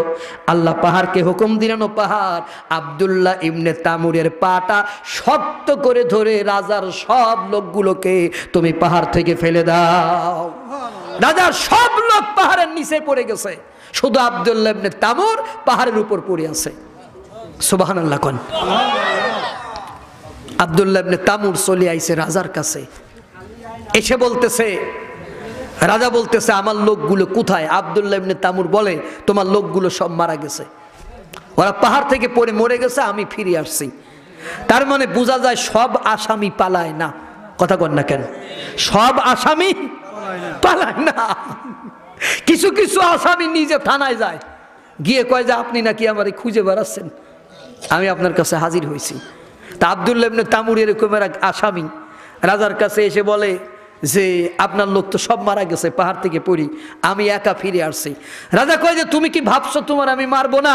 এর থেকে কঠিন শাস্তি তোমার দেবো। বলে কি শাস্তি দেবেন? কয় যে লোকজনদের হুকুম দিলে এরে নিয়ে পাহাড়ে যাও, এখন তোমরা সমুদ্রে যাবা, সমুদ্রে গিয়া ওরা সুবায়া সুবায়া মারবা। আব্দুল্লাহ ইবনে তামুরকে সমুদ্রে নিয়ে গেছে, নিয়ে বলতেছে তুমি কালিমা ছেড়ে দাও। আব্দুল্লাহ ইবনে তামুর বলে কালিমা ছাড় না। ওরা বলতেছে তোমারে পানির ভিতরে ফেলে দেব। আব্দুল্লাহ ইবনে তামুর আল্লাহকে বলতেছে আল্লাহ আমি তোমার ফয়সালা চাই। ওরা আব্দুল্লাহ ইবনে তামুরকে কি ছেড়ে দিবে? পানির এক ধাক্কায় আব্দুল্লাহ ইবনে তামুরকে ডাঙ্গায় উঠায় দিয়ে রাজার সব লোকগুলোকে সমুদ্রে গ্রাস করেছে। সুবহানাল্লাহ বলেন। আব্দুল্লাহ ইবনে তামুর ফিরে আইছে আবার রাজার কাছে, এসে বলতেছে দাঁড়াইছে। দাঁড়ানোর পরে রাজা বলতেছে আমার লোকগুলো কোথায়? কয় আপনার লোক সব মারা গেছে, আপনার লোক সব মারা গেছে। রাজা বলতেছে যে তোমাকে আমি মারবই মারবো। আব্দুল্লাহ ইবনে তামুর বলেন আপনি পারবেন না, আপনার কোন বুদ্ধিতে আপনি আমারে মারতে পারবেন না। আপনি কি আমারে মারতে চান? কয় হ্যাঁ আপনারে মারতে চাই। মানে আব্দুল্লাহ ইবনে তামুরকে মারার জন্য পাগল হয়ে গেছে। কিছু কিছু মানুষকে মারতে হয় না, কিছু কিছু মানুষকে মারলে তাদের ইমেজের ক্ষতি হয়, সম্মানের ক্ষতি হয়। যারা মারে তাদের সম্মানের ক্ষতি হয়, আর যে মার খায় তার সম্মান আরো বেড়ে যায়। আমার দেশের অনেক পাগল ছাগল এইগুলো বোঝে না। কথা কোন ঠিক না? আব্দুল্লাহ ইবনে তামুর বলেন আপনি আমাকে মারতে পারবেন না। হ্যাঁ আমাকে মারতে পারবেন, আমার বুদ্ধিতে কাম করতে হবে। বলে কি বুদ্ধি? কয় যে আপনি বিরাট একটা মঞ্চ তৈরি করেন, ফাঁকা মাঠের ভিতরে মঞ্চ তৈরি করে দেশের সব লোকগুলোকে আপনি হাজির করেন। দেখেন প্ল্যানটা কি, টেকনিকটা কি। সমস্ত লোকগুলোকে হাজির করেছে রাজা, দেশের প্রত্যেকটা লোককে। আব্দুল্লাহ ইবনে তামুরকে মারা হবে। আব্দুল্লাহ ইবনে তামুর বললেন একটা মঞ্চ তৈরি করে ওই মঞ্চের উপর আমার এবার নিয়ে চলেন। আব্দুল্লাহ ইবনে তামুরের মঞ্চে নিয়ে গেছে। একজন আর একজনের জিগায় ভাই এই ছেলেটার অপরাধ কি? কয় যে এই ছেলেটার অপরাধ হলো ওই যে রাজা আমাদের রব, এই রবের এসে মানে না, তার নাকি নূতন একটা রব হইছে, সেই রবের এসে মানে, এই জন্য আমাদের রব আব্দুল্লাহ ইবনে তামুরকে হত্যা করবে। কয় তাই নাকি? তাহলে একটু দেখে যাই কেমন ভাবে হত্যা করে। আব্দুল্লাহ ইবনে তামুরকে শক্ত করে বেঁধে আব্দুল্লাহ ইবনে তামুর বলেছে আমার থৈলে থেকে একটা তীর নাও, আর এই যে আমার ধনুকটা তুমি নাও, এই ধনুক নিয়ে আর তীরটা লাগায় তোমাকে একটা কথা বলতে হবে। সেই কথাটা হলো বিসমিল্লাহি রব্বি হাজা গোলাম। এই কথা না বলা পর্যন্ত তুমি আমারে মারতে পারবে না। সারা মাঠের লোক এই ঘটনা দেখতেছে। রাজা পাগল হয়ে গেছে, তার এই কথা ভুলেই গেছে যে বিসমিল্লাহ মানে তো আব্দুল্লাহ ইবনে তামুরের আল্লাহর নামে স্মরণ করা। এই কথাটা পাগল ভুলে গেছে। চিন্তা করেন আপনি। ওয়াজকে আর একটু করবো? ভালো লাগতেছে? আলহামদুলিল্লাহ, সময় দেন, ভালো লাগবে। কারণ এইটা আমি আজকে কষ্ট করে এই নোটটা বানাইছি আপনাদের জন্য। কথা বুঝেছেন? আপনাদের শুনতে হবে এই এই এই আলোচনাটা। আব্দুল্লাহ ইবনে তামুরের থলে থেকে একটা তীর বের করছে। তীর বের করে বালকের দিকে তীরটা ছুঁড়ে মেরে দিয়েছে। শুধু বলেছে বিসমিল্লাহি রাব্বি হাযা গোলাম, হাযাল গোলাম। এটা বলে যখন তীরটা ছুঁড়ে মারছে, মারার সাথে সাথে আব্দুল্লাহ ইবনে তামুরের বাম পাশে লেগে আব্দুল্লাহ ইবনে তামুর শহীদ হয়ে গেছে। শহীদ হয়ে যাবার পরে একজন আর একজনের কয়, ভাই এটা কি হইল? কয় কি হইল মানে? কয় যে আমাদের রব এই রাজা আব্দুল্লাহ ইবনে তামুরকে একবার পাহাড় থেকে ফেলে দিতে গেছে, মরে নাই। ওর রব ওরে বাঁচায়া দিছে। একবার সমুদ্রে ফেলে মারতে গেছে, ওর রব ওরে বাঁচায় দিছে।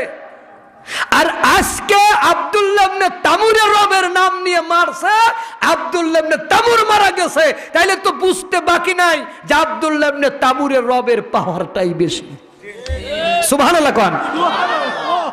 এই ঘটনা পুরা মাঠের লোক অ্যানালাইসিস করেছে, গবেষণা করেছে, করে পুরা মাঠের লোক একবারে কালিমা পড়ে নিয়েছে। সুবহানাল্লাহ কোন।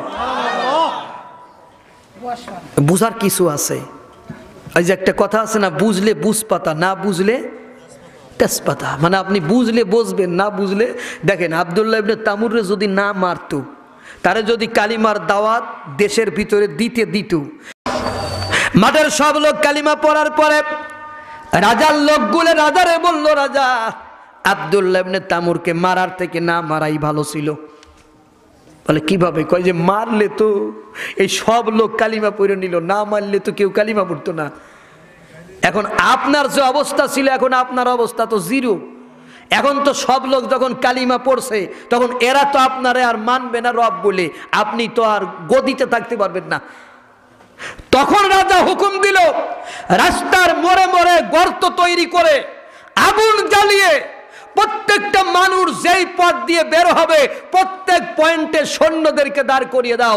ওরা মানুষের কাছে জিগাবে কে কালিমা ছাড়বে, কে কালিমা ছাড়বে না। যারা কালিমা ছাড়বে না তাদেরকে আগুনের ভিতর ফেলে হত্যা করবা, যারা কালিমা ছেড়ে দিবে তাদেরকে বাড়ি পাঠায়া দিবা। এটাই হলো কুণ্ডের অধিপতি, আর এটাই হলো সে আসহাবে উকদুদ। এই কথাটা বোঝানোর জন্য আমি এত কিচ্ছা কাহিনী আপনাদেরকে বলেছি। প্রথম প্রশ্ন ছিল আসহাবে উখদুদ কারা? এখন কি উত্তর পাইছেন? কথা কয় না, উত্তর পাইছেন? এটা লম্বা একটা হাদিস। আমি এতক্ষণ যা বললাম এটা কিন্তু হাদিস বললাম আপনাদের। এই হাদিসটা মুসলিম এবং তিরমিজি শরীফে আসছে। এখন আব্দুল্লাহ ইবনে তামুর মারা যাবার পরে ইমানদারদেরকে আগুনের ভিতরে পোড়ায়া পোড়ায়া হত্যা করতেছে। একটা মহিলা, তার কোলে একটা বাচ্চা আছে। ওই বাচ্চা নিয়ে মহিলা আগুনের ভিতর ঝাঁপ দেবে, কিন্তু ঝাঁপ দিতে পারে না বাচ্চার কারণে। বাচ্চার ভালোবাসায় সন্তানকে মা কম ভালোবাসে না, অল্প ভালোবাসে। মানে প্রশ্নই করা হয় না আমার কোন যে আপনার। আমি এরকমের প্রশ্ন করি উল্টা পাল্টা মাঝে মাঝে, যাতে আপনারা হুচট খান। সন্তানকে মা বেশি ভালোবাসে না কম ভালোবাসে? আরে স্বার্থ ছাড়া বন্ধু বান্ধবী কাছে আসে না, বিনা স্বার্থে দুনিয়ায় কেউ ভালোবাসে না। কথাটা বাস্তব না অবাস্তব? এই পৃথিবীতে কেউ কাউকে স্বার্থ ছাড়া ভালোবাসে না। আমাকে ভালোবাসে, হ্যাঁ আত্মীয় হিসাবে আপনি আমাকে ভালোবাসতেই পারেন, কিন্তু আমাকে দাওয়াত করে এই চেয়ারে ততদিন বসাবেন যতদিন আমার গলায় জোর থাকবে আর সুর থাকবে। যেদিন আমার গলায় জোর থাকবে না, সুর থাকবে না, সেদিন আমি দাওয়াত খাইতে চাইলে হয়তো নানা বাড়ি একক তো খাওয়াবেন, তবে এই চেয়ারে বসে আমার ওয়াজ করতে দেবেন না। বলবেন ধুর বেটা তুমি ছাগলের মতো ভ্যা ভ্যা করো, তুমি অন্য জায়গা যাও। বন্ধু বান্ধবীরে ভালোবাসে। লজ্জা শরমের কথা বললাম না, যে ক্লাস যখন করাবো কে বাপ আর কে চাচা কে মামু এগুলো দেখলে ট্রিটমেন্ট হয় না। বন্ধু বান্ধবীর সাথে প্রেম করেছে 10 বছর, দিনের ভিতর 40 বার আই লাভ ইউ কয়। ঈদের আগের দিন বললো আমার একটা জামা কিনে দাও, কয় I have no money in my pocket. বান্ধবী বলে you can go now, get out, বেরো, আই হেট ইউ, তোমার বাপ হেট ইউ। তো কয় যে তুমি না আমার ভালোবাসো, কয় যে আরো 9টা আছে, তোর মতো একটা চলে গেলে আমার ক্ষতি নাই। এটা হচ্ছে বর্তমান অবস্থা। কথা কন ঠিক কিনা? আপনারা ঠিক বলতে জোরে পারবেন না, আর যারা ইয়াং মানুষরা তো ঠিক বলবেই না। হ্যাঁ, এই হচ্ছে অবস্থা। স্বার্থ ছাড়া পৃথিবীতে শুধু ভালোবাসে শাশুড়ি মা। ঠিক কইছেন আপনি? এই দেখেন বেলা শাশুড়ি ভাই তো ভালোবাসে, হ্যাঁ শাশুড়ি ভাই তো ভালোবাসে। পৃথিবীতে স্বার্থ ছাড়া ভালোবাসে কে? শাশুড়ি মা। নবীজির কাছে একজন গিয়ে বললেন, হে রাসূল, খেদমত করবো কার? বলে তোমার শাশুড়ি মায়ের। তারপরে কার? তোমার শাশুড়ি মায়ের। তারপরে কার? তোমার শাশুড়ি মায়ের। এরকম কোন হাদিস কি আছে? জোরে বলেন আছে? কিন্তু এই হাদিসে আমাদের সমাজের লোকেরা মানতেছে বেশি। হাদিস ছিল খেদমত করবো কার? তোমার মায়ের। তারপরে কার? তোমার মায়ের। তারপরে কার? মায়ের। এটা মানে না, না মেনে এখন হাদিস মানে খেদমত করবো কার? তোমার শাশুড়ি মায়ের। তারপরে কার? তোমার শাশুড়ি মায়ের। তারপরে কার? তোমার শাশুড়ি মায়ের। হাদিসটা হলো জাল, শুধু জাল না, মানে এমন জাল, এরকমের কোনো হাদিসই নাই। তাহলে কি হলো? আমাদের দেশের লোক কয় যে হাদিস কোরআন বোঝো মিয়া, নাকি হাদিস কোরআন মানো? এখন হাদিস কোরআন এই জায়গায় তারা দেখেন মানে না, মারে খেদমত করে না, মারে কষ্ট দেয়, বাবারে কষ্ট দেয়। আছে কি নাই? কথা বলতে হবে, আছে কি নাই? এরকমের অ্যাভেলেবল ছেলে আছে, মারে ভাত দেয় না। আরে স্বার্থ ছাড়া বন্ধু বান্ধব কাছে আসে না, বিনা স্বার্থে দুনিয়ায় কেউ ভালোবাসে না। স্বার্থ ছাড়া ভালোবাসে শুধু আমার মা। ঠিক না? এই পৃথিবীতে স্বার্থ ছাড়া শুধু মা ভালোবাসে। মায়ের গায়ে সিরা শাড়ি, তুই যে বড় গাধা, ওরে হুজুর বাবাই খাইতে দিলি 20,000 টাকা চাঁদা। হুজুরে খাওয়াইতে 20,000 টাকা চাঁদা দিচ্ছে, মার পরনে শাড়ি নাই, বাবার একটা চাদর নাই, এই শীতে বাবার একটা কম্বল নাই। আছে কিনা? আসতে কোন কে? ভয় পাওয়ার দরকার নাই, বলেন আছে কিনা? বাবারে খেতে দেয় না, মারে খেতে দেয় না, বাবার খোঁজ নেয় না, মার খোঁজ নেয় না।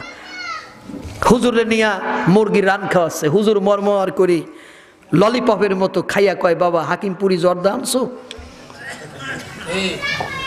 মায়ের গায়ে সিরা শাড়ি, তুই যে বড় গাধা, ওরে হুজুর বাবাই খাইতে দিলি 20,000 টাকা চাঁদা। তোরে দেখা বনের পশু মুখ ঢাকে লজ্জায়, স্বর্গপুরে চাই হবে রে তোর মায়ের বেদনায়। ঠিক কিনা? ও মায়ের কটা নারী চিরে তুমি দুনিয়াতে এলে, একদিন কি হিসাব করে দেখেছ অসেলে? সেই মা কি যারা দাও না খেতে, সেই মাকে যারা দাও না খেতে, মায়ের কষ্ট বোঝো না, তারা আমার গান শোনো না। যারা মাকে ভালোবাসো না, মাকে ভালোবাসো না, তারা আমার গান শোনো না। জোরে জোরে কন্যা মারহাবা। এই যে কয়েকদিন আগে আপনার বরিশালে একটা লঞ্চে আগুন ধরেছে, ইতিহাসটা আপনারা শুনেছেন। একটা মা তার স্বামীকে বলেছে যে সেই মহিলা কিন্তু ঝাঁপ দিতে পারতো, পানিতে পড়ে যাইতে পারতো। তার স্বামীকে বলছে, তুমি আমার বাচ্চাটাকে নিয়ে তুমি পানিতে সাঁতার দাও, তুমি বের হয়ে যাও। নিজে মা সন্তানকে স্বামীর হাতে বের করে দিয়ে নিজে পুড়ে মরে গেছে। এই হলো মা, এই হলো মা। আর সেই মার যারা কষ্ট দেয়, এরা কি মানুষের জাত? বুখারীর হাদিসের ভিতরে আসছে, বনী ইসরাইলদের ভিতরে একজন আবেদ ব্যক্তি ছিল, তার নাম হচ্ছে জুরাইজ। এই জুরাইজ একটা ইবাদতখানা বানাইয়া সেখানে ইবাদত বন্দেগী করতেন। একদিন তার মা ইবাদতখানার বাহিরে এসে ডাকতেছে, হে জুরাইজ, আমি তোমার মা, তুমি আমার সাথে কথা বলো। এটা বুখারীর হাদিসে আসছে। জোরাইস নামাজের ভিতরে নামাজ পড়তেছে, তখন আপনারা নফল নামাজ পড়েন না? কথা বলতে হবে। জোরাইস তখন নফল নামাজে দাঁড়িয়েছিল। জোরাইস মনে মনে চিন্তা করে, একদিকে আমার মা, একদিকে আমার নামাজ, কোন দিকে যাই? ডিসিশন নিতে ভুল করেছে। উনি নামাজে রয়ে গেলেন, মায়ের ডাকে সাড়া দিলেন না। উনি নামাজকেই গুরুত্ব দিলেন, মায়ের ডাকার গুরুত্ব দিলেন না। মা ফিরে চলে গেল। পরের দিন আবার এসে বলতেছে, জোরাইস আমি তোমার মা, তুমি আমার সাথে কথা বলো। জোরাইস সেদিনও কথা বললেন না, নামাজে রয়ে গেলেন। জোরাইজের মা আল্লাহর দরবারে হাত তুলে বলেন, রব্বুল আলামিন, আমি জোরাইজের মা, আমি জোরাইজকে গর্ভে ধারণ করেছি। আমার জোরাইজ আমার সাথে কথা বললো না, আমি তোমার দরবারে দরখাস্ত করে গেলাম, রব্বুল আলামিন যতদিন পর্যন্ত আমার জোরাইজকে জেনাকারীর অপবাদ দিয়া না হবে, ব্যভিচারীর অপবাদ দিয়া না হবে, আমার জোরাইজের কাছে তুমি মৃত্যু দিবা না। মা দোয়া করে গেল। মায়ের দোয়া 100% কবুল হয়। কয় পার্সেন্ট? জোরে বলতে হবে, কয় পার্সেন্ট? 100% কবুল হয় মা বাবার দোয়া। 3 শ্রেণীর দোয়া আল্লাহর দরবারে 100% কবুল হয়।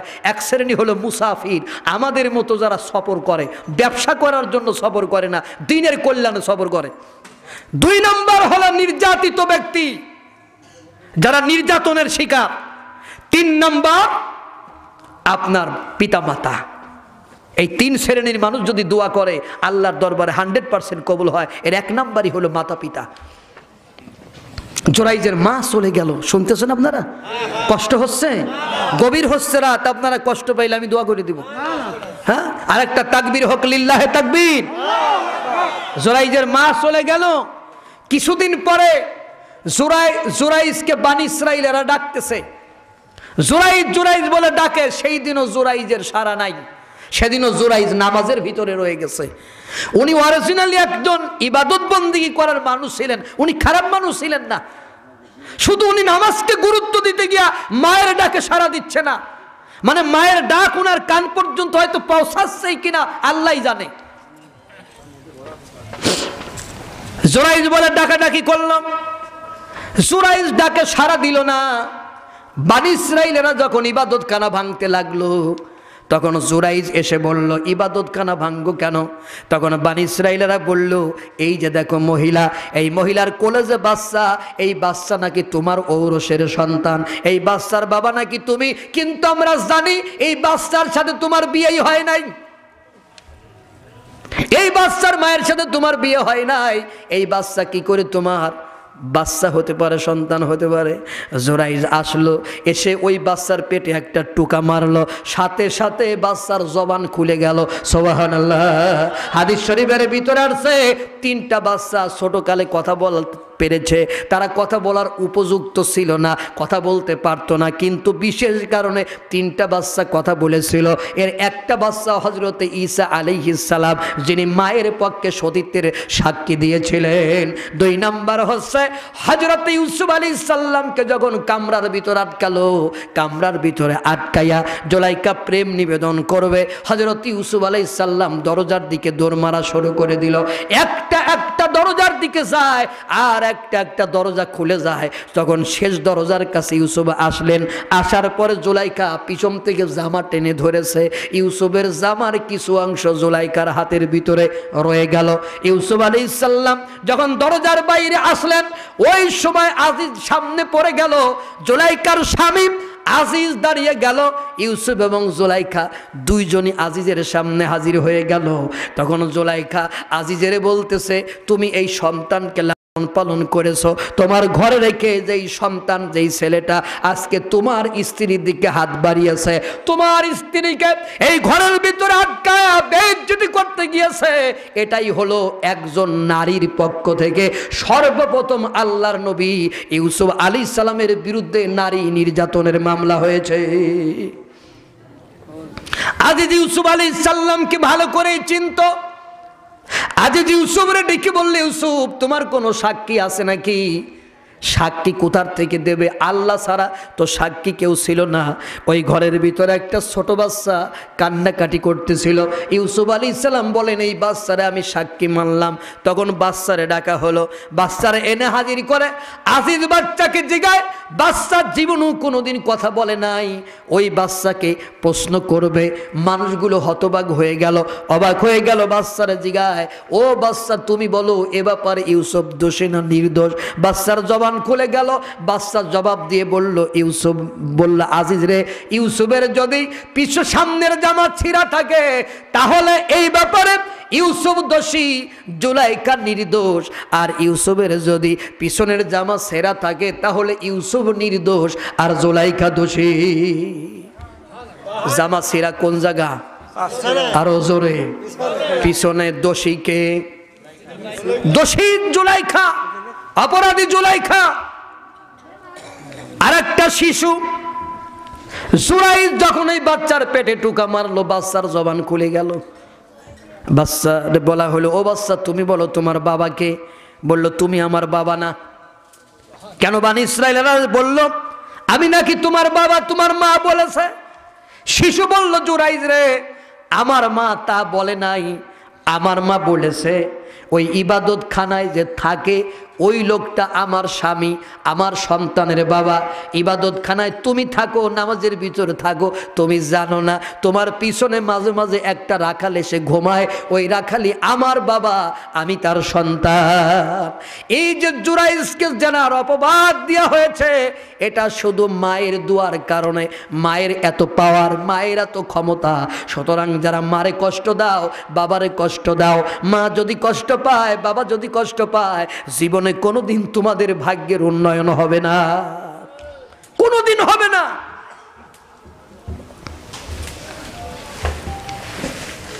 আজকে আমাদের ছেলেরা বোঝে না, মায়ের মতো হয় না আপন, মায়ের মতো হয় না আপন, হয় না তাহার তুলনা। হায় রে আমার মা, আমার জনম দুঃখী মা, আমার জনম দুঃখী মা। একটু শোনাবো আপনাদের, এটা আমার লেখা, আমার সুর করা একটি জনপ্রিয় গজল। মা ছিল মোর আধার ঘরে, পূর্ণিমার চাঁদ, মা ছাড়া সেই ঘর খানাতে নাই রে কোনো স্বাদ, আমার নাই রে কোনো স্বাদ। ঠিক না? যারা মা হারাইছে রিসেন্টলি, তাদের কাছে গিয়া জিগান মা হারার ব্যথা কত, জিগান। একটু গিয়া বলেন যে তুমি যে মা হারাইছো, মা হারানোর কষ্টটা আমারে বুঝাও। যাদের মা আছে তারা এটা বলতে পারবে না। এই যে আমার এক নানি গত কয়দিন আগে মারা গেছে না, কথা কন না কেন? গত বছর তিনি কিন্তু মাহফিলে ছিলেন এবং আমার ওয়াজ তিনি শুনেছিলেন, এবং মাহফিল শেষে আমাকে জড়াই ধরে প্রচণ্ড কান্নাকাটি করছিলেন তার সন্তানের জন্য, বড় ছেলের জন্য। আজকে তিনি কোথায়? সে কি আছে? কালকে আপনি থাকবেন না আমি থাকবো? মা ছিল মোর আধার ঘরে, পূর্ণিমার চাঁদ, এত না, মা ছাড়া সে ঘর খানাতে নাই রে কোনো স্বাদ, আমার নাই রে কোনো স্বাদ। মায়ের কথা পড়লে মনে, মায়ের কথা পড়লে মনে ঘুম যে চোখে আসে না। হায় রে আমার মা, আমার, বলেন না, আমার জনম দুঃখী মা, বলেন আমার জনম দুঃখী মা, জনম দুঃখী মা, আমার জনম দুঃখী মা। মা ছিল মোর আধার ঘরে, পূর্ণিমার চাঁদ, মা ছাড়া সে ঘর খানাতে নাই রে কোনো স্বাদ, আমার নাই রে কোনো স্বাদ। মায়ের কথা পড়লে মনে, মায়ের কথা পড়লে মনে ঘুম যে চোখে আসে না।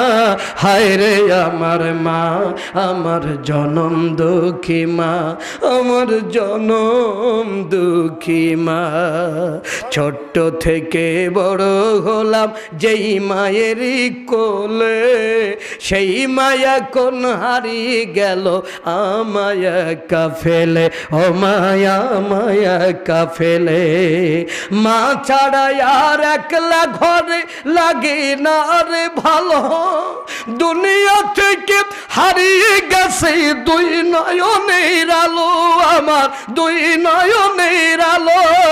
মায়ের কথা পড়লে মনে, মায়ের কথা পড়লে মনে ঘুম যে চোখে আসে না। হায় রে আমার মা, আমার জনম দুঃখী মা, আমার জনম দুঃখী মা, জনম দুঃখী মা, আমার জনম দুঃখী মা। মারহাবা আসতে না জোরে, এটা দুরূদ পড়ি। আল্লাহুম্মা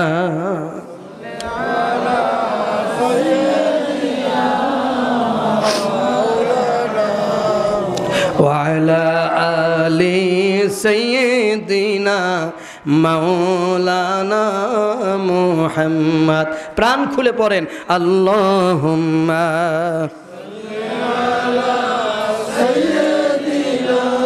মাওলানা মুহাম্মদ ওয়ালা আলি সাইয়্যিদিনা মাওলানা মুহাম্মদ। অনুরোধ করে গেলাম যে আমরা মা বাবাকে খেদমত করব। এই সম্পদ যাদের আছে খবরদার এই সম্পদ কিন্তু হাতছাড়া করবেন না আপনারা। তাহলে ওয়াজ কোন জায়গায় রাখলাম বলেন? মনে আছে আপনাদের? কোথায় রাখছি বলেন তো? ইমানদাররা মা কোনোভাবেই আগুনে ঝাঁপ দেবে না। কোলে কি আছে একটু জোরে কন? বাচ্চা আছে, মা ঝাঁপ দেবে না। বাচ্চার জবান খুলে গেল, বাচ্চা বলে মা আগুনে ঝাঁপ দাও না কেন? মা বলতেছে তুমি আমার কোলে আসো, এই জন্য আমি ঝাঁপ দিতে পারতেছি না। বাচ্চা বলল মা গো তুমি যেটা আগুন দেখো আমি ওইটা জান্নাতের বাগিচা দেখি। আস্তে, কেউ যেন না শোনে, এত জোরে কোন কেন বলেন সুবহানাল্লাহ। দেখছেন আস্তে বললে জোরে কয়, জোরে বললে আস্তে কয়। যে তুমি যেটা আগুনের আগুন দেখতেছো আমি সেইটা দেখি জান্নাতের বাগিচা। সুবহানাল্লাহ। তুমি আগুনের ভিতর ঝাঁপ দিয়া মানেই আমরা জান্নাতে চলে যাওয়া। রাসূল বলেছেন শাহাদাত একটা সেতুর নাম, একটা ব্রিজের নাম। এই পারে দুনিয়া, ওই পারে জান্নাত, মাঝে একটা শাহাদাতের সেতু। এই সেতু পার হলেই তুমি আল্লাহর জান্নাতে চলে যাবে। সম্মানিত ভাইরা, তাহলে কি হলো? ইমানদাররা আগুনের ভিতরে পড়ে পড়ে আপনার মারা যাচ্ছে। এরকমের নির্দয় শাসক, এরকমের জঘন্য শাসক পৃথিবীর ইতিহাসে অনেক আসছে। কথা বলেন আসছে কিনা? আর মুআজ ইবনে জাবাল রাদিয়াল্লাহু তাআলা আনহু قال قال النبي صلى الله عليه وسلم خذوا العطاء ما دام عطاء। হযরত মুআজ ইবনে জাবাল থেকে বর্ণিত, আল্লাহ রাসূল বলেছেন দান এবং উপঢৌকন ততক্ষণ পর্যন্ত গ্রহণ করতে পারো যতক্ষণ তা দান এবং উপঢৌকনের পর্যায়ে থাকে। শুনতেছেন আপনারা? ভালো করে হাদিসটা শুনবেন। ফাইজা সারা রিসওয়াতুন আলা দ্বীন, যদি তা দ্বীনের ব্যাপারে ঘুষের পর্যায়ে পড়ে, ফালা তাআখুযুহু, তোমরা তা গ্রহণ করতে পারবে না। ওয়ালাস্তুম বিতারিকিহি, সম্ভবত তোমরা তা তরক করতে পারবে না। ইয়াবনাউল ফাকরু ওয়াল হাজাদ, দারিদ্রতা এবং অনাহার তোমাদেরকে তা নিতে বাধ্য করবে। আলা ইন্না রাহিয়াল ইসলামি দাইরাতুন ফাদুরু মাআল কিতাবি হাইসুদার। আল্লাহর নবী বলেন ইসলামের চাকা প্রতিনিয়তই ঘুরতে থাকবে, তোমরা কোরআনের সাথেই থাকবে।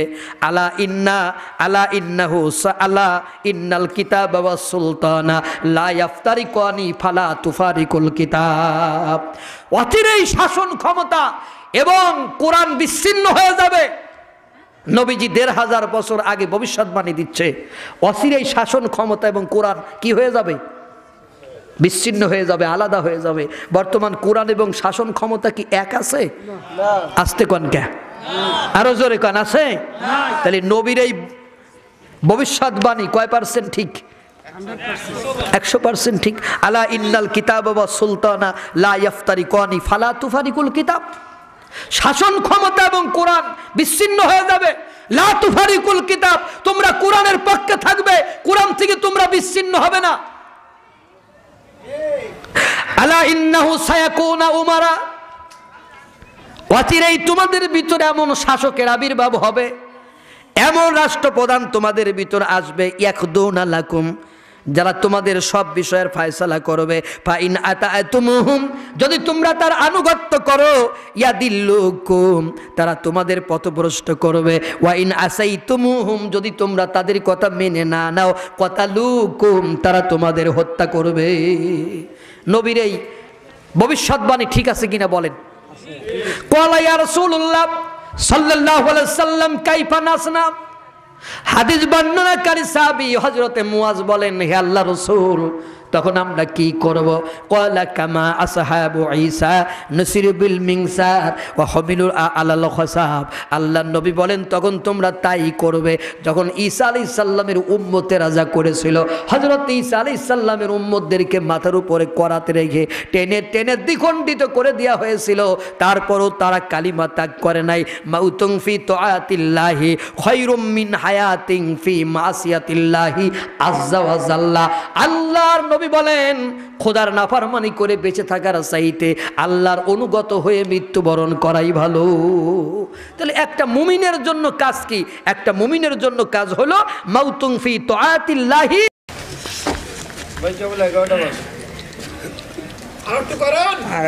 আর মামা আর করব না, কালকে আমার অনেক দূর সফর আছে। আমার ওয়াজ আমি বলি, আমার ওয়াজ একটা না ওয়াজ, তো আমি যত কথা বলেছি এটা অন্য মৌলবী বললে শেষ করতে 3 ঘন্টা লাগতো, কিন্তু আমি এই সময় অন্য দিকে খাই নাই, শুধু ওয়াজ করে গেছি। একটা প্রশ্ন আছে, 2টা প্রশ্ন আছে, 3টা, ওরে বাবা এত প্রশ্ন।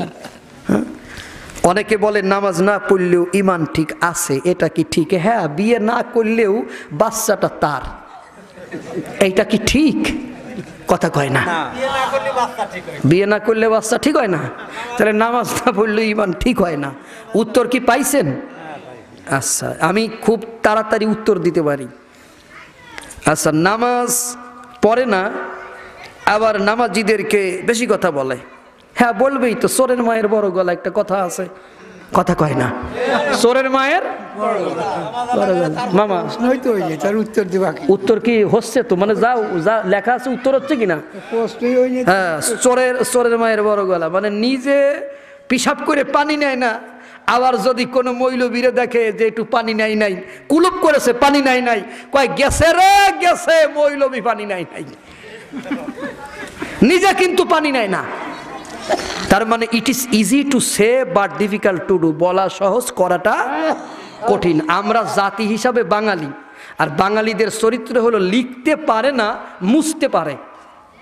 মানে ওরা যদি বলেন খানি ক খ ঘ ঘ লিখে দাও, ও লিখতে পারবে না, কিন্তু কিভাবে মুছতে হবে 4 হাত দিয়ে পাও দিয়ে এইটা ঠিক করে মুছে ফেলাতে পারবে। আমাদের চরিত্র হলো এরকমের। একটা মানুষ নিয়ে সমালোচনা করবেন আপনি, আপনি জানেন ওই মানুষের জীবনটা গঠন করতে তার জীবনের কত কষ্ট করা লাগছে। আমাদের চরিত্র হলো এরকমের যে নামাজ পড়ে না, আবার নামাজিদেরকে বেশি কথা বলে, আবার যদি একটু পর্দা করি তবুও বেশি কথা বলে। হ্যাঁ, পর্দা করলে তো বেশি কথা বলবেই, কারণ শিয়ালে সবসময় দোয়া ইউনুস পড়ে, আল্লাহ মুরগির খোপটা জানি খুলে থাকে, আমি যাবো আর খাবো, যাবো আর খাবো। পর্দা করলে তো তোমারে দেখতে পারে না, তখন তো তাদের গার ভিতর একটা জ্বালা ধরবেই। এটা কোনো মানুষের বাচ্চার কাজ না। আগে পর্দা করতে বলা হয়েছে মহিলাদেরকে নাকি পুরুষদেরকে? পুরুষদেরকে, পুরুষদেরকে। কুল্লিল মুমিনিনা ইয়াগুদ্দু মিন আবসারিহিম, হে রাসূল আপনি বলেন ওরা যেন পরনারী থেকে চোখ ঘুরে নিম্নগামী করে। তারপরে বলা হয়েছে নারীদেরকে বলেন ওরা যেন পুরুষ থেকে চোখ ঘুরে নিম্নগামী করে। আগে পর্দা হলো পুরুষের, তারপরে নারীদের। তার মানে পুরুষ যদি তার মেয়েরে বেপর্দায় রাস্তায় বেরোতে না দেয়, মেয়ের বাপের ক্ষমতা নাই বেপর্দায় রাস্তায় বের হয়। কথা কন ঠিক কিনা? তারপরে কোনো স্বামী যদি তার স্ত্রীকে বেপরদায় রাস্তায় বের হতে না দেয়, তাহলে বউর বাপেরও ক্ষমতা নাই বউ রাস্তায় বেপরদা হয়ে বেরোয়। এই জন্য পর্দা দরকার আগে পুরুষের। এখন পর্দাটা কেন দরকার এই কথাটা বুঝাই। সেটা হলো যে আমরা যখন একটা আম গাছ লাগাই, আচ্ছা আম গাছ লাগাই আমরা ঘিরে দেই না? আরে কথা কর না, কেন ঘিরে দেই না? আচ্ছা ঘিরে দিয়ে আমরা একটু ওষুধ দেই না? কেন দেই? পোকামাকড় যাতে না লাগে, পোকামাকড় যাতে না খায়। তা আপনি কেন একটা আম খাবেন? আপনি আম খাওয়ার জন্য একটা গাছকে আপনি এত সুন্দর যত্ন করতেছেন, তো একটা মেয়ের পর্দা করতে কেন দেওয়া হয়? মেয়ে হচ্ছে মা, মা মানে সন্তানের ফ্যাক্টরি, সেখান থেকে একটা সন্তান উৎপাদন হবে। সেই জায়গায় যদি পোকা লেগে যায়, সেটাই যদি ডাস্টবিন হয়, সেই মেয়ের পেট থেকে আপনি আব্দুল কাদের জিলানি বের হওয়া সম্ভব? ওখান থেকে সারা জীবন ডিপ জল বেরোবে। কি বেরোবে? আব্দুল কাদের জিলানি কখনো বেরোবে না। আব্দুল কাদের জিলানি রহমতুল্লাহ আলাইহি বের হওয়ার জন্য ওরকমের একটা মায়ের দরকার। আরো তো ওয়াজ তো বেড়ে গেল। আব্দুল কাদের জিলানি রহমতুল্লাহ আলাইহি তার সন্তানকে লেখাপড়া করতে পাঠাচ্ছে বাগদাদে। জামার ভিতরে কিছু স্বর্ণ মুদ্রা সেলাই করে দিয়েছে, বলেছে বাবা প্রয়োজন হলে এগুলো খরচ করে। তিনটা কথা মা শিখাইয়া দিছে, তিনটা কথা। একটা কথা হলো ডোন্ট টেল এ লাই, মিথ্যা বলবে না। 2 নম্বর হচ্ছে অলওয়েজ স্পিক দ্য ট্রুথ, সব সময় সত্য কথা বলবে। 3 নম্বর lie is a great sin, মিথ্যা মহাপাপ।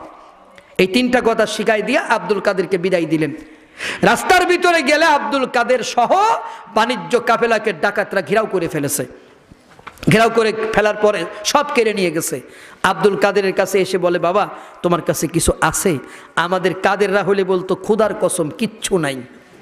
কারণ অত ছোট মানুষ, ওরে কি আর কেউ তল্লাশি করতো?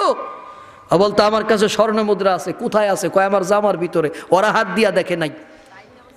কয় তোমার মা মিথ্যাবাদী? কয় না আমার মা মিথ্যাবাদী না, আমার মা সত্যবাদী। মায়ের প্রতি দেখেন কত বিশ্বাস, কত ভালোবাসা। তো বলেছে তুমি বের করে দাও তো। সে সবগুলো স্বর্ণ মুদ্রা বের করে দিয়েছে। ডাকাতরা দেখে আমরা হাত দিলে পাই না, সে হাত দিলে স্বর্ণ মুদ্রা। দেখেন ওলি কিন্তু আম গাছে জাম গাছে ধরে না, ওলি কিন্তু পুকুর থেকে বেরোচ্ছে না, সমুদ্র থেকে বেরোচ্ছে না, ওলি কিন্তু তাল গাছ থেকেও পড়তেছে না। ওলি বের হয় কোথার থেকে দেখেন। ডাকাতরা এটা দেখে ওরা তওবা করেছে। ওরা বলেছে আমরা আর জীবনে ডাকাতি করব না। আচ্ছা বলেন তো আব্দুল কাদের একটা সত্য কথা বলেছে কেন? মা বলেছে ডোন্ট টেল এ লাই, মিথ্যা বলো না। আজকে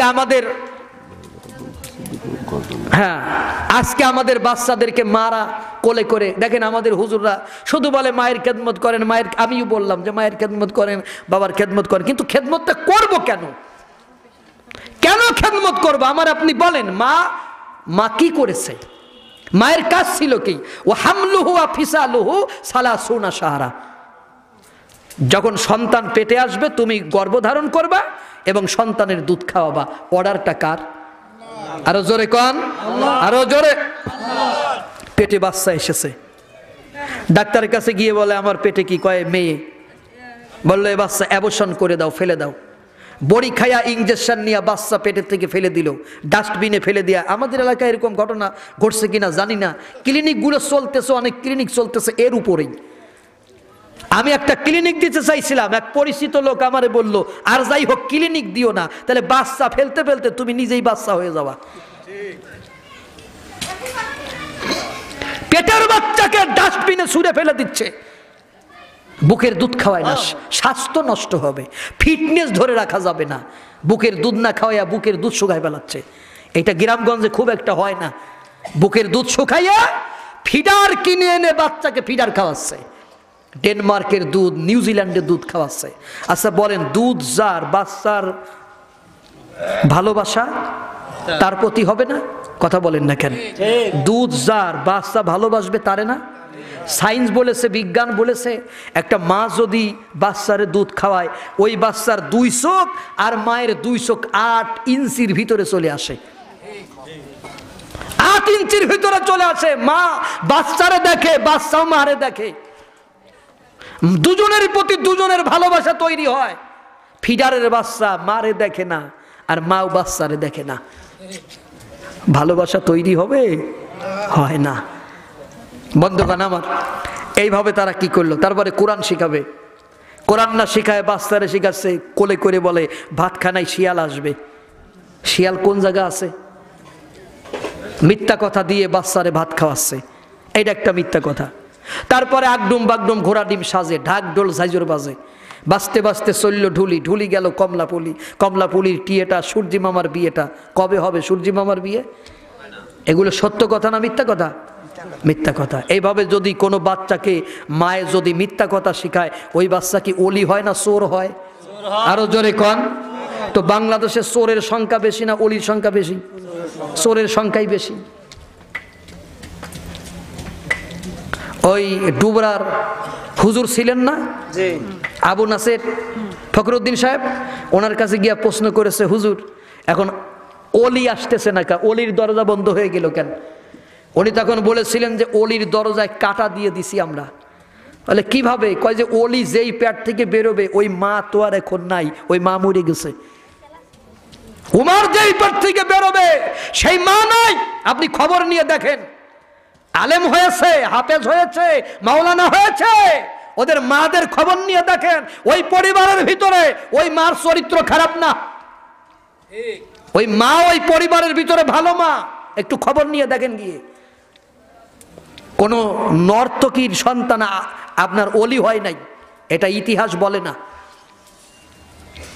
সুতরাং পর্দাটা কেন করতে হবে? আপনার সন্তানের জন্য, আপনার অনাগত সন্তান যাতে ওলি হয়, এই কারণে। কথাগুলো কি বুঝাইতে পারছি? আচ্ছা, তারপরে মহিলাদেরকে মহিলারা শিক্ষা দেওয়া যাবে কি? অবশ্যই যাবে। যাবে না এরকম কথা লেখা যাবে না। শুধু মহিলাদেরকে কেন, হযরত আয়েশা সিদ্দিকা রাদিয়াল্লাহু তাআলা আনহা, তিনি ছিলেন হাদিসের হাফেজা, রসুলের অসংখ্য সাহাবী তিনার কাছে গিয়ে হাদিস শিখেছেন এবং হাদিস বর্ণনা করেছেন। সুতরাং মহিলারা মহিলাদেরকে শিখাবে, এটা একটা ভালো কাজ, এটা আপনারা শিখাবেন এবং এই শিক্ষা চালু রাখবেন আপনারা। এটা ছিল আপনাদের প্রশ্ন। মোটামুটি এটা বলতে 20 মিনিট চলে গেল। তুমি 20 মিনিটের কথা কইছিলে, 20 মিনিট শেষ। আমিরুল, তোমার দাবি পূরণ